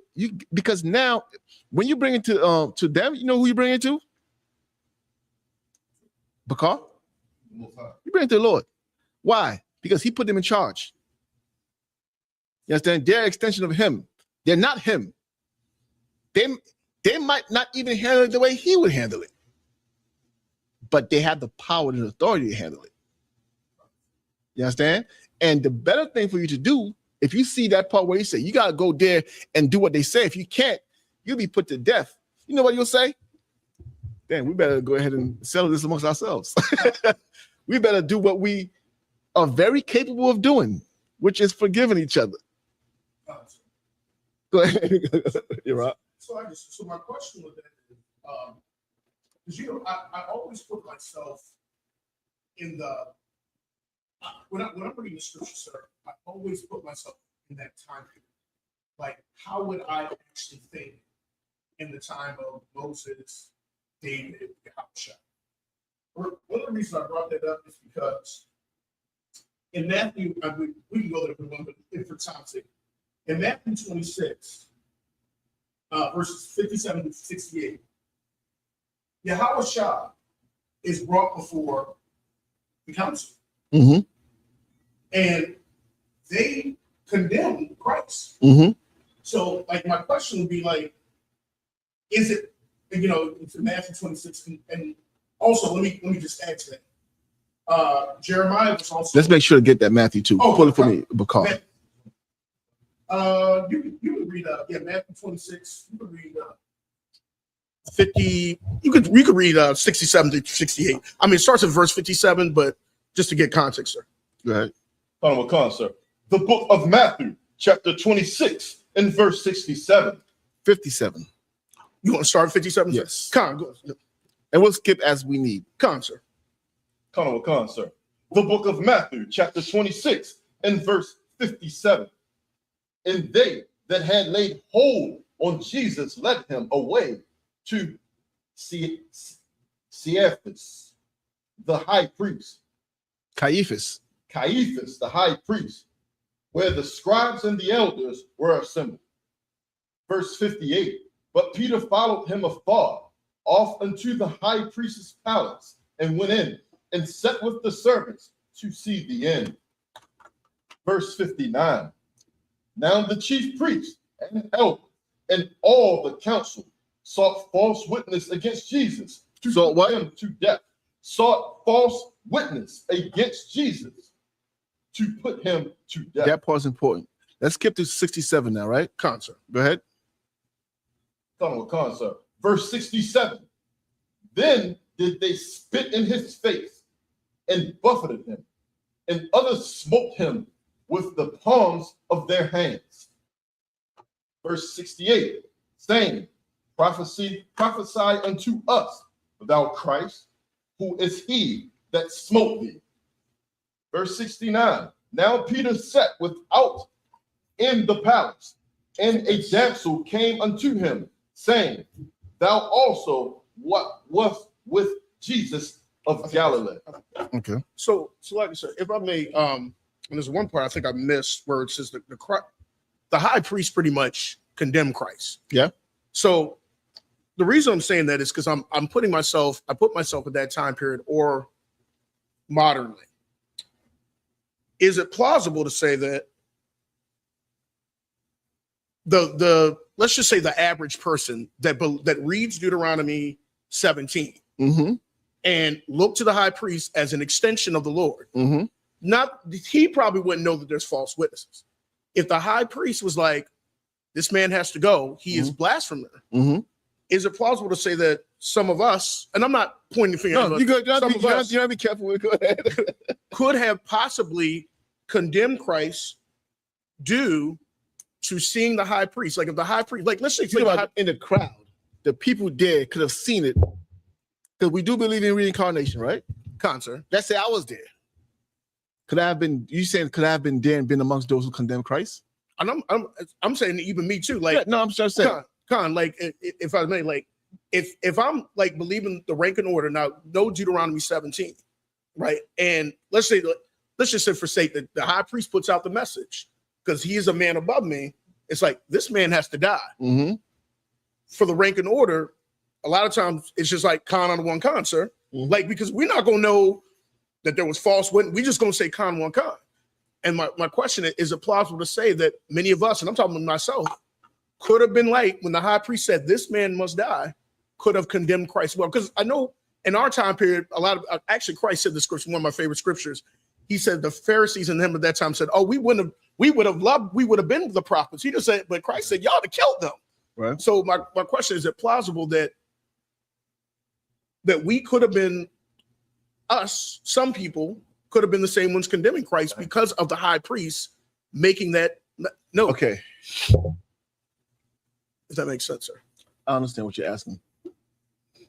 I want to say, number one, there's a scripture that says the spirit of the prophets belong to the prophets, right? But at the same time, Paul was there when, what's his name? Stephen was unalive, right? Here's what I will say. Christ said this at that time. Forgive them, Father, for they know not what they do. So you're right. People could have been there and innocently followed the mob. You understand me? Because this is something that was going to happen. It was written to happen. And if you didn't know who was who, you might say, well, this is the high priest speaking. This man must have done something. It's not impossible. You understand me? That's why Christ said, forgive them, Father, for they know not what they do. Because a lot, like, they didn't know what they was doing. I mean, they was acting, but they didn't know who's gonna unalive Christ. You understand what I mean? So yeah, it's possible. I won't say it's impossible, but that only makes it even worse now because now you definitely owe him your life. You see what I mean? You definitely it only adds to the weight of what you're carrying because now you owe him. Because whether you knew it or not, brother, I mean, whether you was the one who actually tied him up or not, for example, the fact that you was in agreement with it, you understand? So I'm not gonna say it's impossible because, as we know, we come back. I mean, there was a thief on the cross with Christ, and there was two of them. Christ told one of them, "You will be with me in paradise." He didn't give it to the other. So he showed mercy. He'll show mercy. I mean, again, he's asking the Lord, he's asking his Father, the Almighty God, to forgive them because he knows that, there's going to be a judgment for it anyway. But he's like, please forgive them. They don't know what they're doing. That means he had compassion on the people who were persecuting him. You understand what I mean? He had compassion on them. Go ahead, Yara. So, let's say you were or me, you and I were in the park, or we were on the council, and we said, "Well, I mean, Bob was probably, I don't see nothing wrong. This man's innocent." Like we were in the inside. Would we have been wrong to go against the high priest because the high priest is high order? When we said, "I don't condemn this man," we're like, okay, two things. Number one, who was the high priest there? The real, yeah. Of course, it was really, he's a Christ. Right? Yes. Of course, it was. I'd say, of course. So, would you be wrong for siding with the real high priest? So I would say, if I can answer, I Mm-hmm. would say but I'm saying that most people, a lot of people didn't recognize, they're looking at what's the Caiaphas. Right. So if I was looking at Caiaphas, I'm like, this is, it's the top man, like there's false witnesses. Right. So if, like, just say you and I were like, nah, this guy, like we saw that he was. Let's say we didn't know Christ was the high priest, but we said this wrong was going to happen to him. Would we be wrong? All right, so if I was, so that's why I'm asking the question, because if you look at Deuteronomy 17, somebody could be like, you're going against, if this makes sense, so like you're going against the God that stands in the judgment, the high priest who made the judgment. All right, I'll help you out right now. That's why we read the opening verses, right? Because that opening verse is important. It says he was being dealt with unjustly. Now, if you are saying this is wrong, what happened? That means you're seeing something unjust is happening. You can't overlook unjust because this is the high priest. If even in Deuteronomy that we read, if some injustice is happening, you can't say, well, it's the high priest, we got to stone him. Precept is, do not fear him who could kill the body, but not the soul, but fear him who could destroy both the body and the soul in hell. We fear God. This man, he's a high priest, but he's a man. He's not God. If he's in the right and he's doing the works of God, he has a good reputation, we'll back him all day.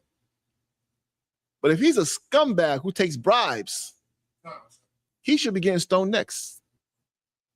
You understand what I mean? So it's not that, right? It's not that. The second thing I will say is, it's in the scripture that says, do not, I'm paraphrasing, do not keep bringing up endless genealogy. Don't try to figure out that. Let me tell you, it is a blessing to know, to not know who we were. I know a lot of people think it would be a blessing to know who you were, and it would be amazing, and to have all that knowledge. It might not be such a blessing, bro. You understand what I mean?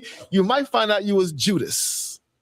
You might find out you was, one of them who had to be put to death in Sodom and Gomorrah. I mean, that is mercy in itself, that, okay, we come back over and over again, and you literally get a fresh start. You might still be paying, though. When I say fresh start, you reap what you sow. But you don't have to be that, which is also like so spiritual, because guess what? When you come into the school and get all black, you don't have to be who you was before. You don't have to wait for reincarnation. You can do it today. You can stop being Calvin Jones today and be Yara. You understand what I mean? That's why when Christ said it, they didn't understand it. When Christ said, you got to be born again, they said, you got to go back in our mother's womb. Nah, you don't have to wait to go back to your mother's womb after you die. You can do it right now and just be a different man. I mean, so hopefully that answers the question. I appreciate it. Go ahead. You got another one? Bakar, go ahead. I had a question that was kind of piggybacking on that. Not so much of a question now because you kind of answered it.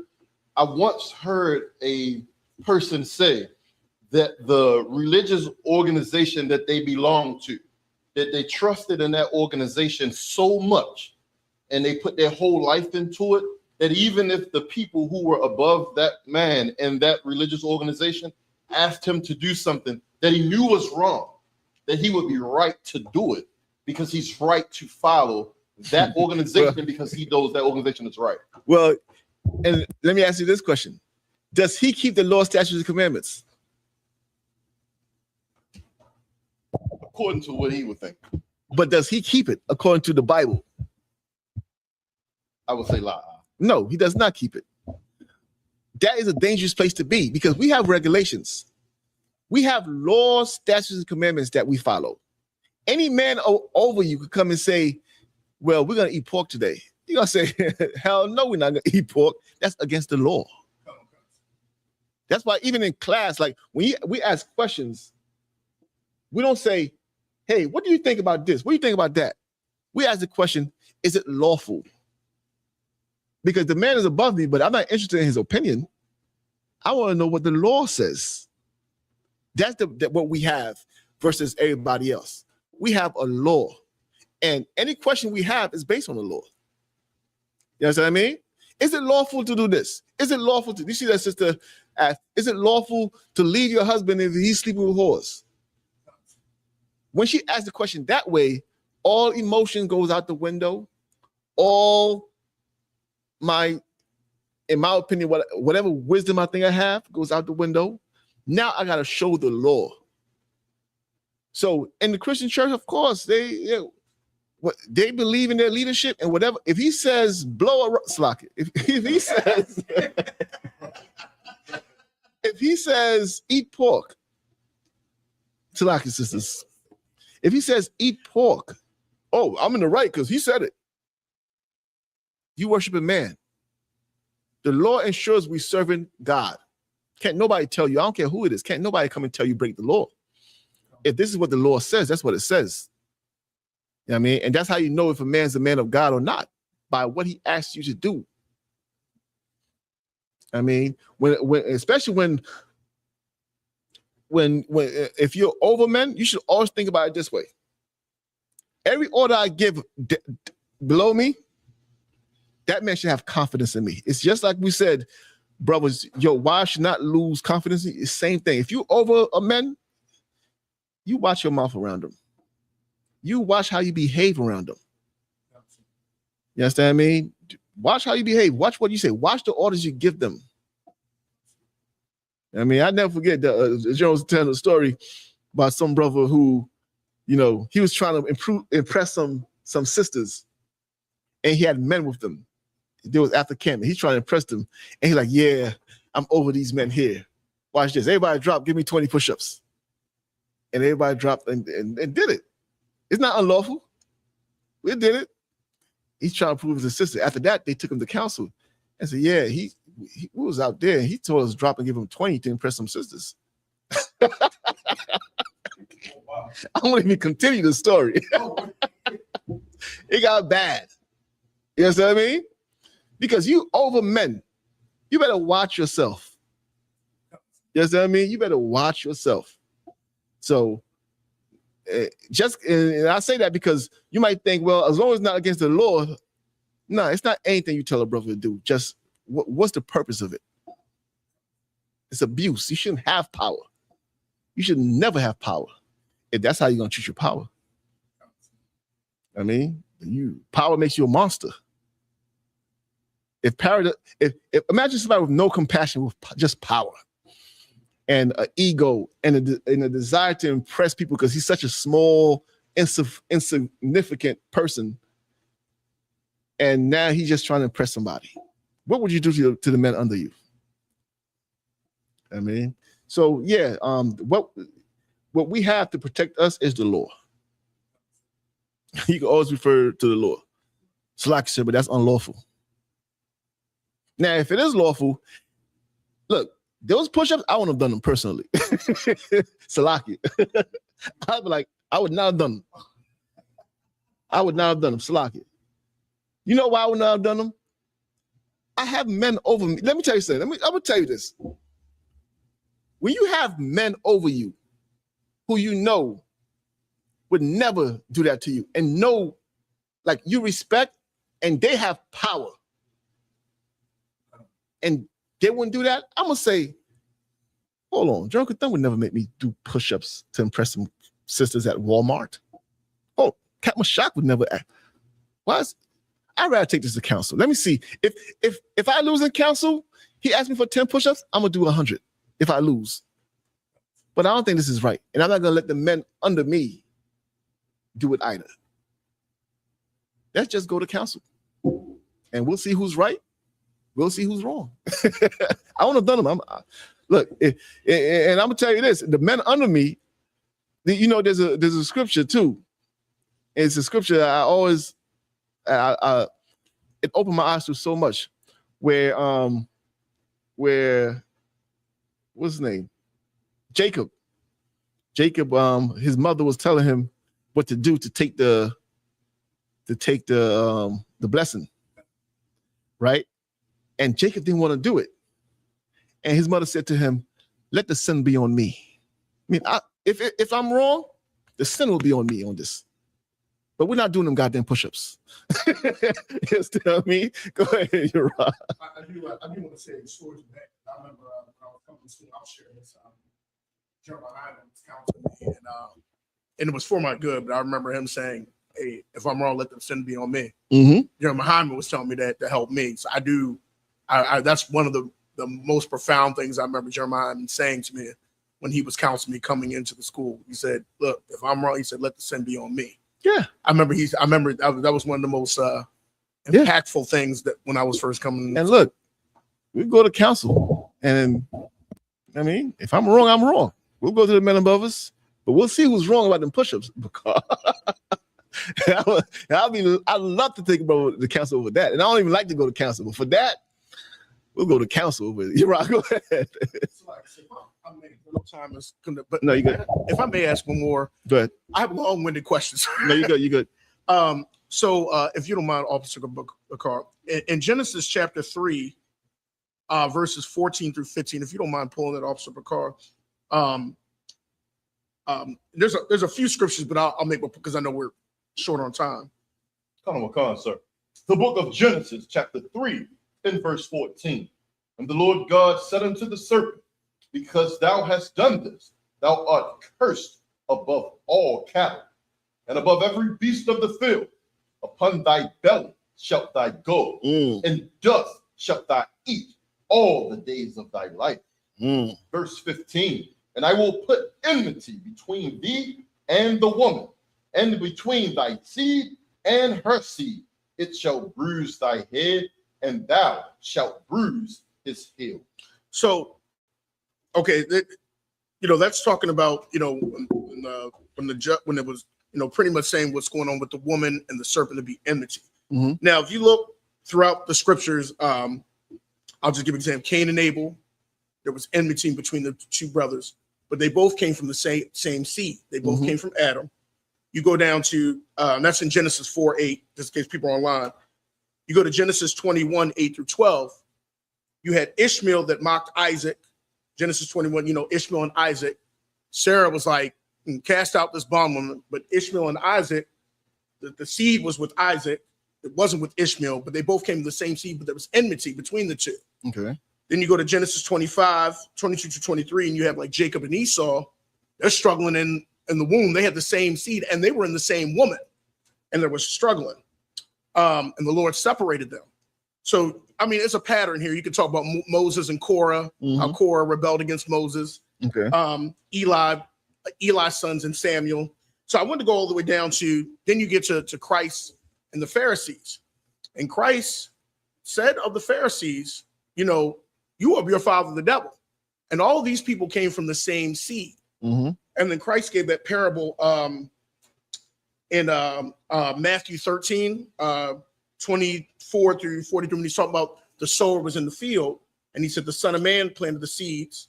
And then he said afterwards, Satan came and planted seeds in the same field. So I was looking at here, and it's like a pattern throughout the Bible. It seems that when they asked Christ to interpret that, he said the Son of Man, and those are the sons of righteousness. And in the same field, he said, these are the sons of the wicked one. Mm-hmm. But they were both in the same field. So it seems like Satan is always right in the midst of where God's people are, because, they were in the temple. Christ was talking to the Pharisees, he was battling the Pharisees, and he was like, your father's the devil. Okay. So my question is it possible that it's God's will that in the place that his truth is at, that the sons of Satan are present and teach the word of God? And the reason I ask that, because if you notice throughout all these examples, these seem like teachers of the law, or they seem like of high rank. So is it possible, because who's of high rank? Well, the Pharisees and Sadducees, they in the priesthood of Christ's time, they had rank. Tie that back to Genesis again one more time. Read Genesis. So Genesis, it's saying there would be enmity between the two seeds, the seed of the woman and the seed of the serpent. So he was like, there's enmity. Okay. And then you go to Cain. Those two seeds, it's not Moses and Korah. The two seeds are going to be Jacob and Esau. Sir. That's the two seeds, right? The fulfillment. Read that again. You're gonna see something. I'm gonna show you something. Sir. Genesis. Which one? Where was that the enmity between the two seeds? Genesis 3 verse. It should be in 15. What you mind? Sir. The book of Genesis, chapter 3, and verse 15. And I will put enmity between thee and the woman, and between thy seed and her seed. Mm-hmm. It shall bruise thy head, and thou shalt bruise his heel. Go ahead. Verse 16. Actually, unto the woman, he said. What did he say to the serpent? It shall bruise thy head. Read up one verse. No, verse 14. Verse 14. And the Lord God said unto the serpent, because thou hast done this, thou art cursed above all cattle. Go ahead. And above every beast of the field. Upon thy belly shalt thou go, and the dust shalt thou eat all of thy life. That's it. That's a judgment for the serpent, right? Sir. Go to, so upon thy belly shall thou crawl, and dust shall thou eat all the days of thy life. Go to Isaiah chapter 49.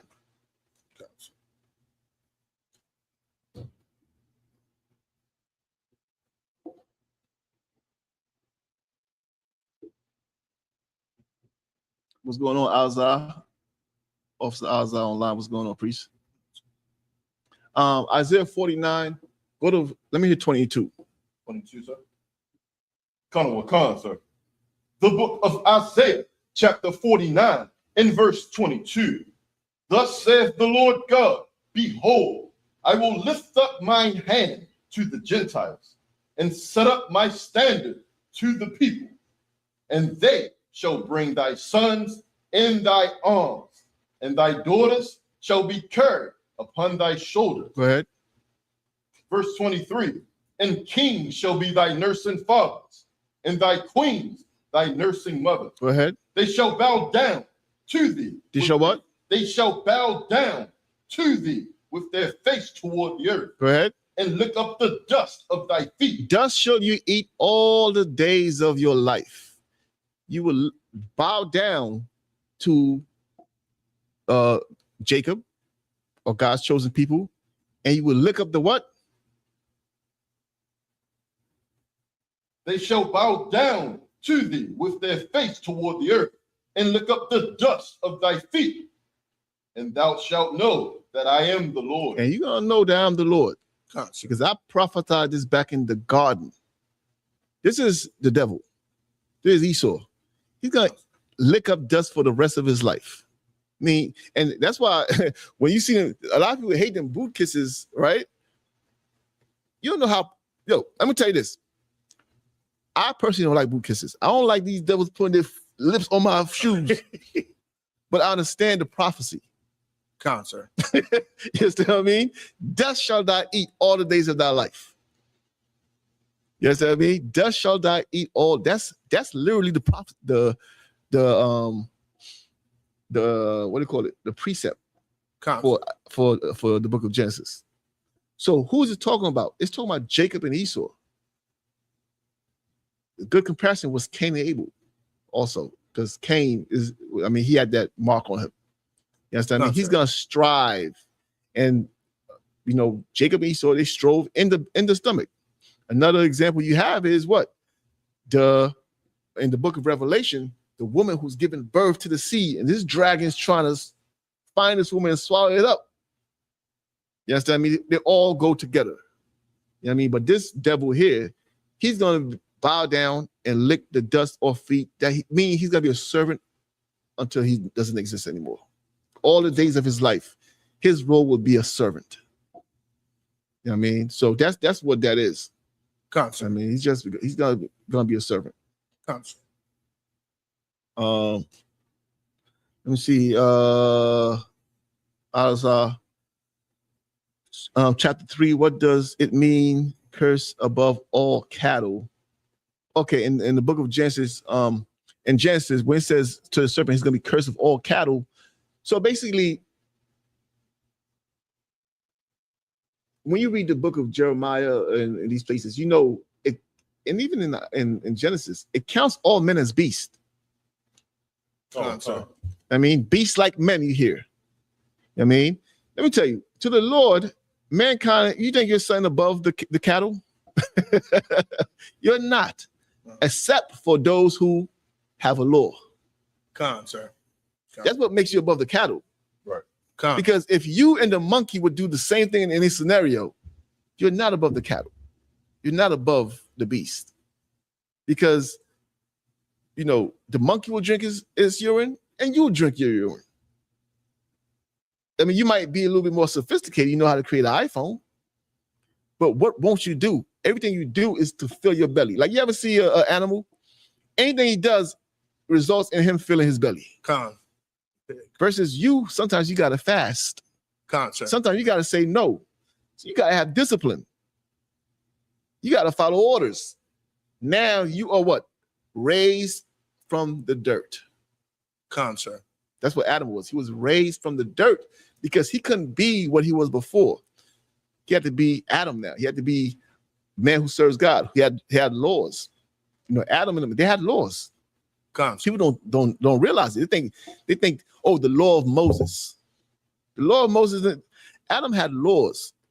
Noah had to bring in 7 of every clean beast and 2 of every unclean beast. Sir. Right or wrong? How would he know what's clean and unclean?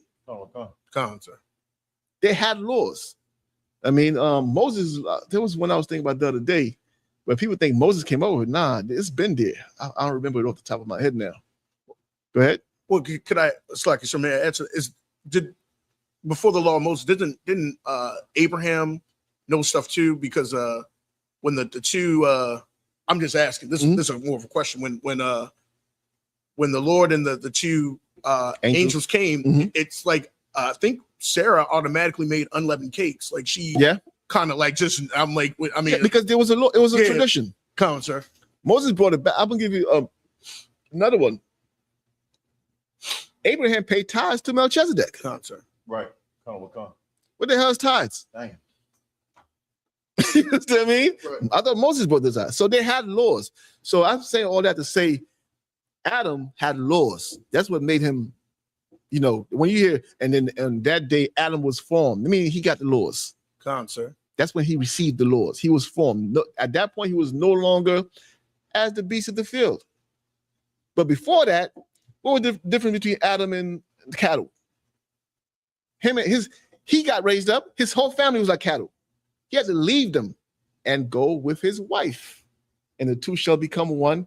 And they had to bring in the people of God, the people who would follow God's commandments. You understand what I mean? Now, of course, you know, Lord destroyed everybody, started over with Noah. He was going to do it again with Moses, as you know. You understand what I mean? But it's always going to be people who don't have a law and people who have a law. That's just how it is. You understand what I mean? And the people who don't have a law, they're going to have a chance to follow God too. By following you. You shall be a nation of priests. People think, oh, that means, no, you're going to be a nation of priests, meaning that everybody's going to, just like we serve the Lord, their way to serve. Could you serve God directly? Who's your mediator to God? Yahweh, sir. Well, who's going to be the mediator to Yahweh who goes to God? You. That's how it is. You understand me? That's all it is. Hopefully that answered the question, Salakia. If I'm long with it too, Uriah. You got the only way. We gotta go in a circle before we get to the point. Sometimes mid-sentence, I forget what we even talk about because I'm on a whole different point.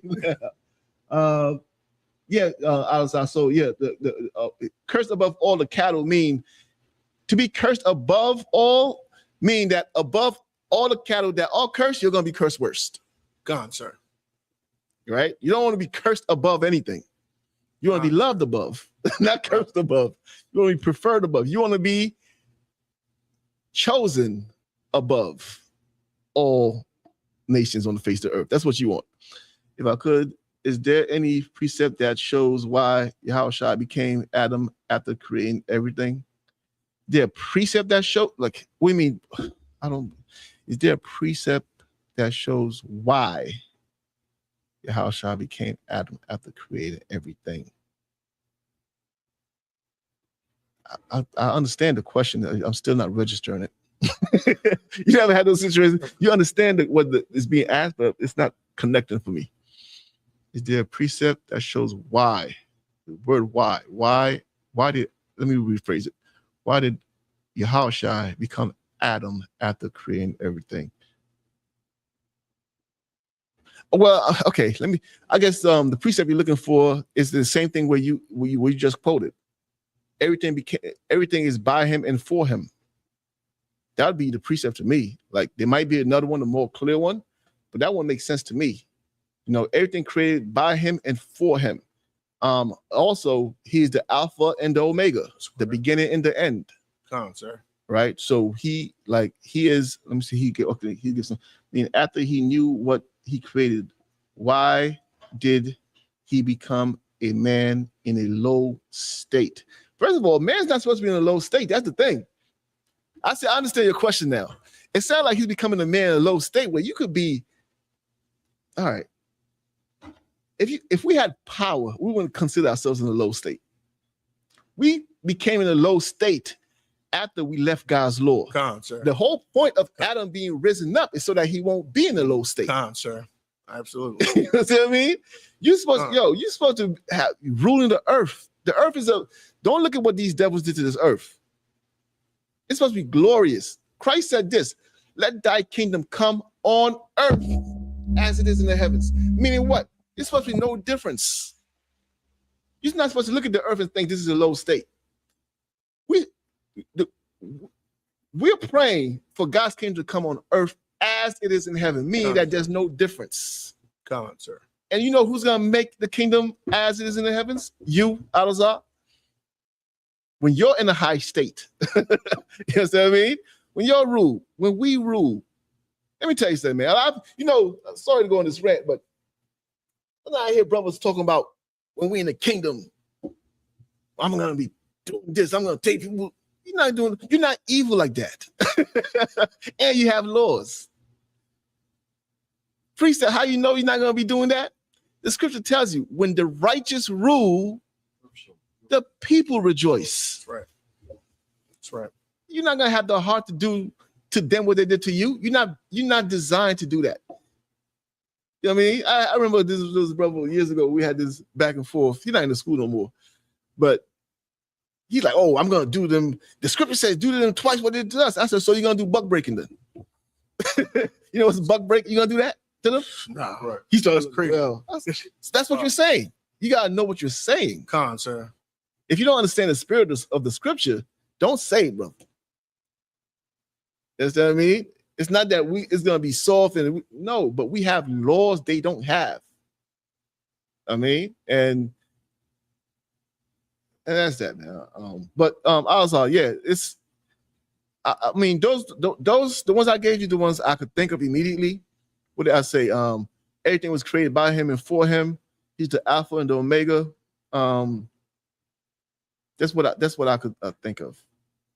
All right. It's 9:07. I don't know if we had. I'll take one last question if there is one. I don't know if you had one. You on here? Yeah. I'll take. Go ahead. We'll take one quick one and then we'll. I know you had a couple.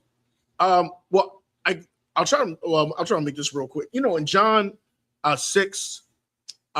Verse 51 through 66, I'll just paraphrase. Christ says, to eat his flesh and drink his blood. Mm-hmm. And I know that's, metaphorical, per se. However, I'm just saying, like, as a student that knows the law, the law says in Leviticus 17, 10 through 11 and 12, you're not to eat the blood. Mm-hmm. And it's actually when he said that statement, most of a lot of his followers left him that day. They're like, I'm out of here. Mm-hmm. So I guess I'm like, well, how can we reconcile that statement that Christ made with the Leviticus, 17 talking about? I know it's not, but I have to find a way to explain that to somebody because, mm-hmm. you got people that are like, well, this is what the law says. And are they planning on actually drinking Christ's blood? I would hope not. I would hope. Like you said, it's a metaphor, right? And it's like it's not actually drinking blood, but he said it that way because he knew it would shake people up.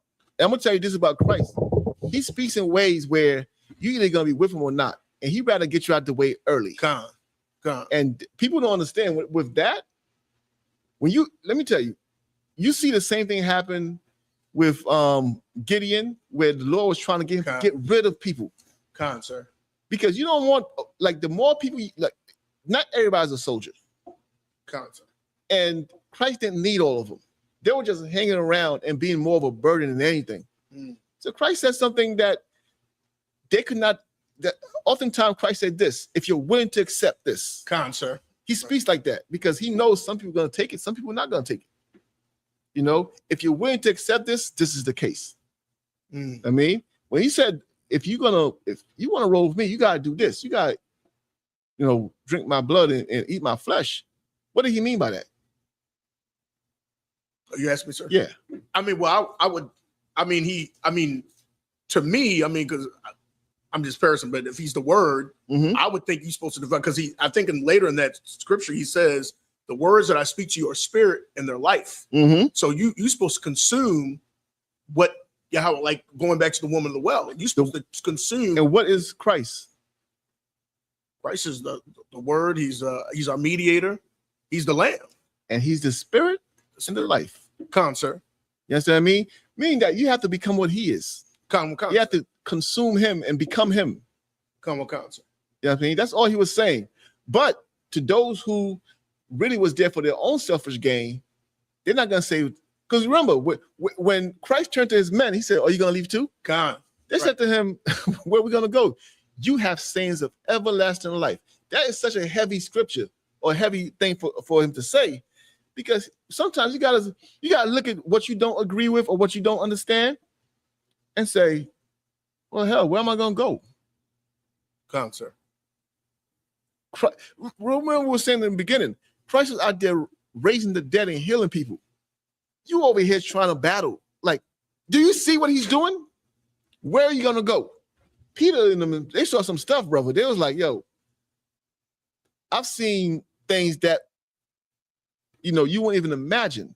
I'm not going to avoid what I've seen for something I heard and didn't understand. Sir. Never mind what I heard. I'm going by what I see. What I see gives credibility.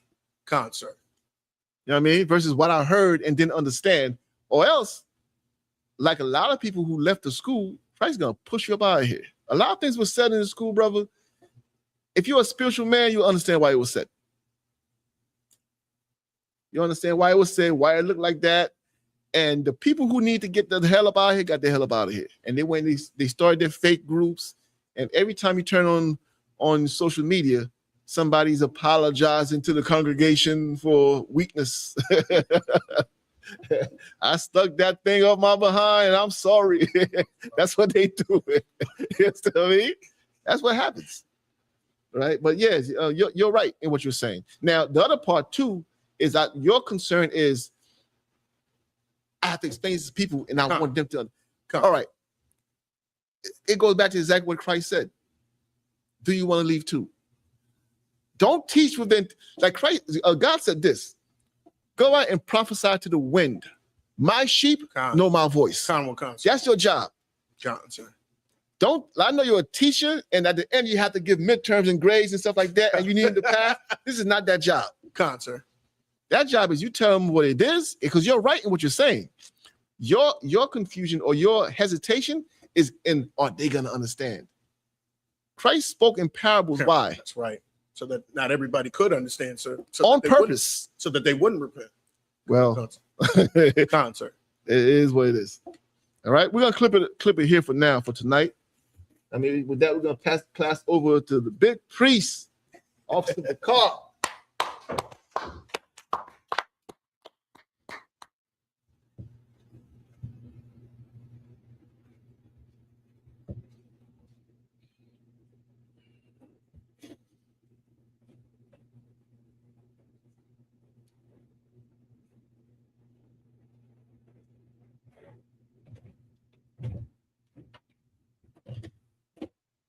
Hey, Salaki Israel, give that captain another.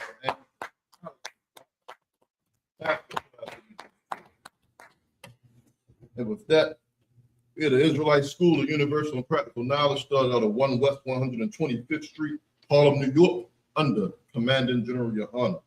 Rules for new brothers and sisters. When a new brother or sister comes into the school, they are off limits for 6 months. They're here to be saluted only.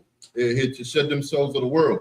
After 6 months, if a brother or a sister is interested in a particular person, he or she must get permission from the head to speak to a brother or sister. There's another 6 months in which the brother or sister will court each other. After this 6-month period, if the brother or sister is still interested, they'll get permission from the head to marry. Tithes, which is a commandment. You can find this in the book of Numbers, chapter 18, verse 21, and the book of Malachi, chapter 3, verses 8 through 10, which means a tenth in the Hebrew, and it's pronounced ma'ashara. A tenth of every penny of any increase the Lord gives you, you in turn give to the Treasury Department or to the teacher. Priest fund, which is a free will offering for the priest. It's not mandatory. Whatsoever amount you would like to give, go ahead and give that amount. Upcoming holy convocations. Next we have the memorial of blowing the trumpets, September 11th. Blowing of the trumpets, September 11th. Concert. Meet us here in the school. It is a commandment. And then I think after that we have Day of Atonement. Day of Atonement. And the Day of Atonement right after. That should be on the between the 20th and the 21st. Yeah. It should be the 20th, I believe. Around September the 20th and 21st. Remind all Akim and Akwakim to check on social media such as isupk.com, Facebook, Twitter, and YouTube, and so on for ISUPK events and materials. If a brother wants to become a trooper in the school, he has to start wearing all black, which includes black boots, shirts, pants, headscarves, or headbands. And with that, we're going to give a one courteous salute to the teacher. And of Israel, Madim Shabbat, Madim Barak, Yahweh Barak. Face the sisters. We'll give a one courteous salute to the sisters, men of Israel, Madim Shabbat, Madim Barak. Yahweh Shema Aladam Bashim. Yazmatah, class dismissed. Hey, listen, brothers and sisters, man. If you like what you hear, hit the subscribe button, man. Subscribe to this channel. And also, please, go to isupk.com and pay your tithe. Drop me some cash so we can move around this planet like we need to, man, and do the things we need to do. They're one West. They're one West. They're one West. They're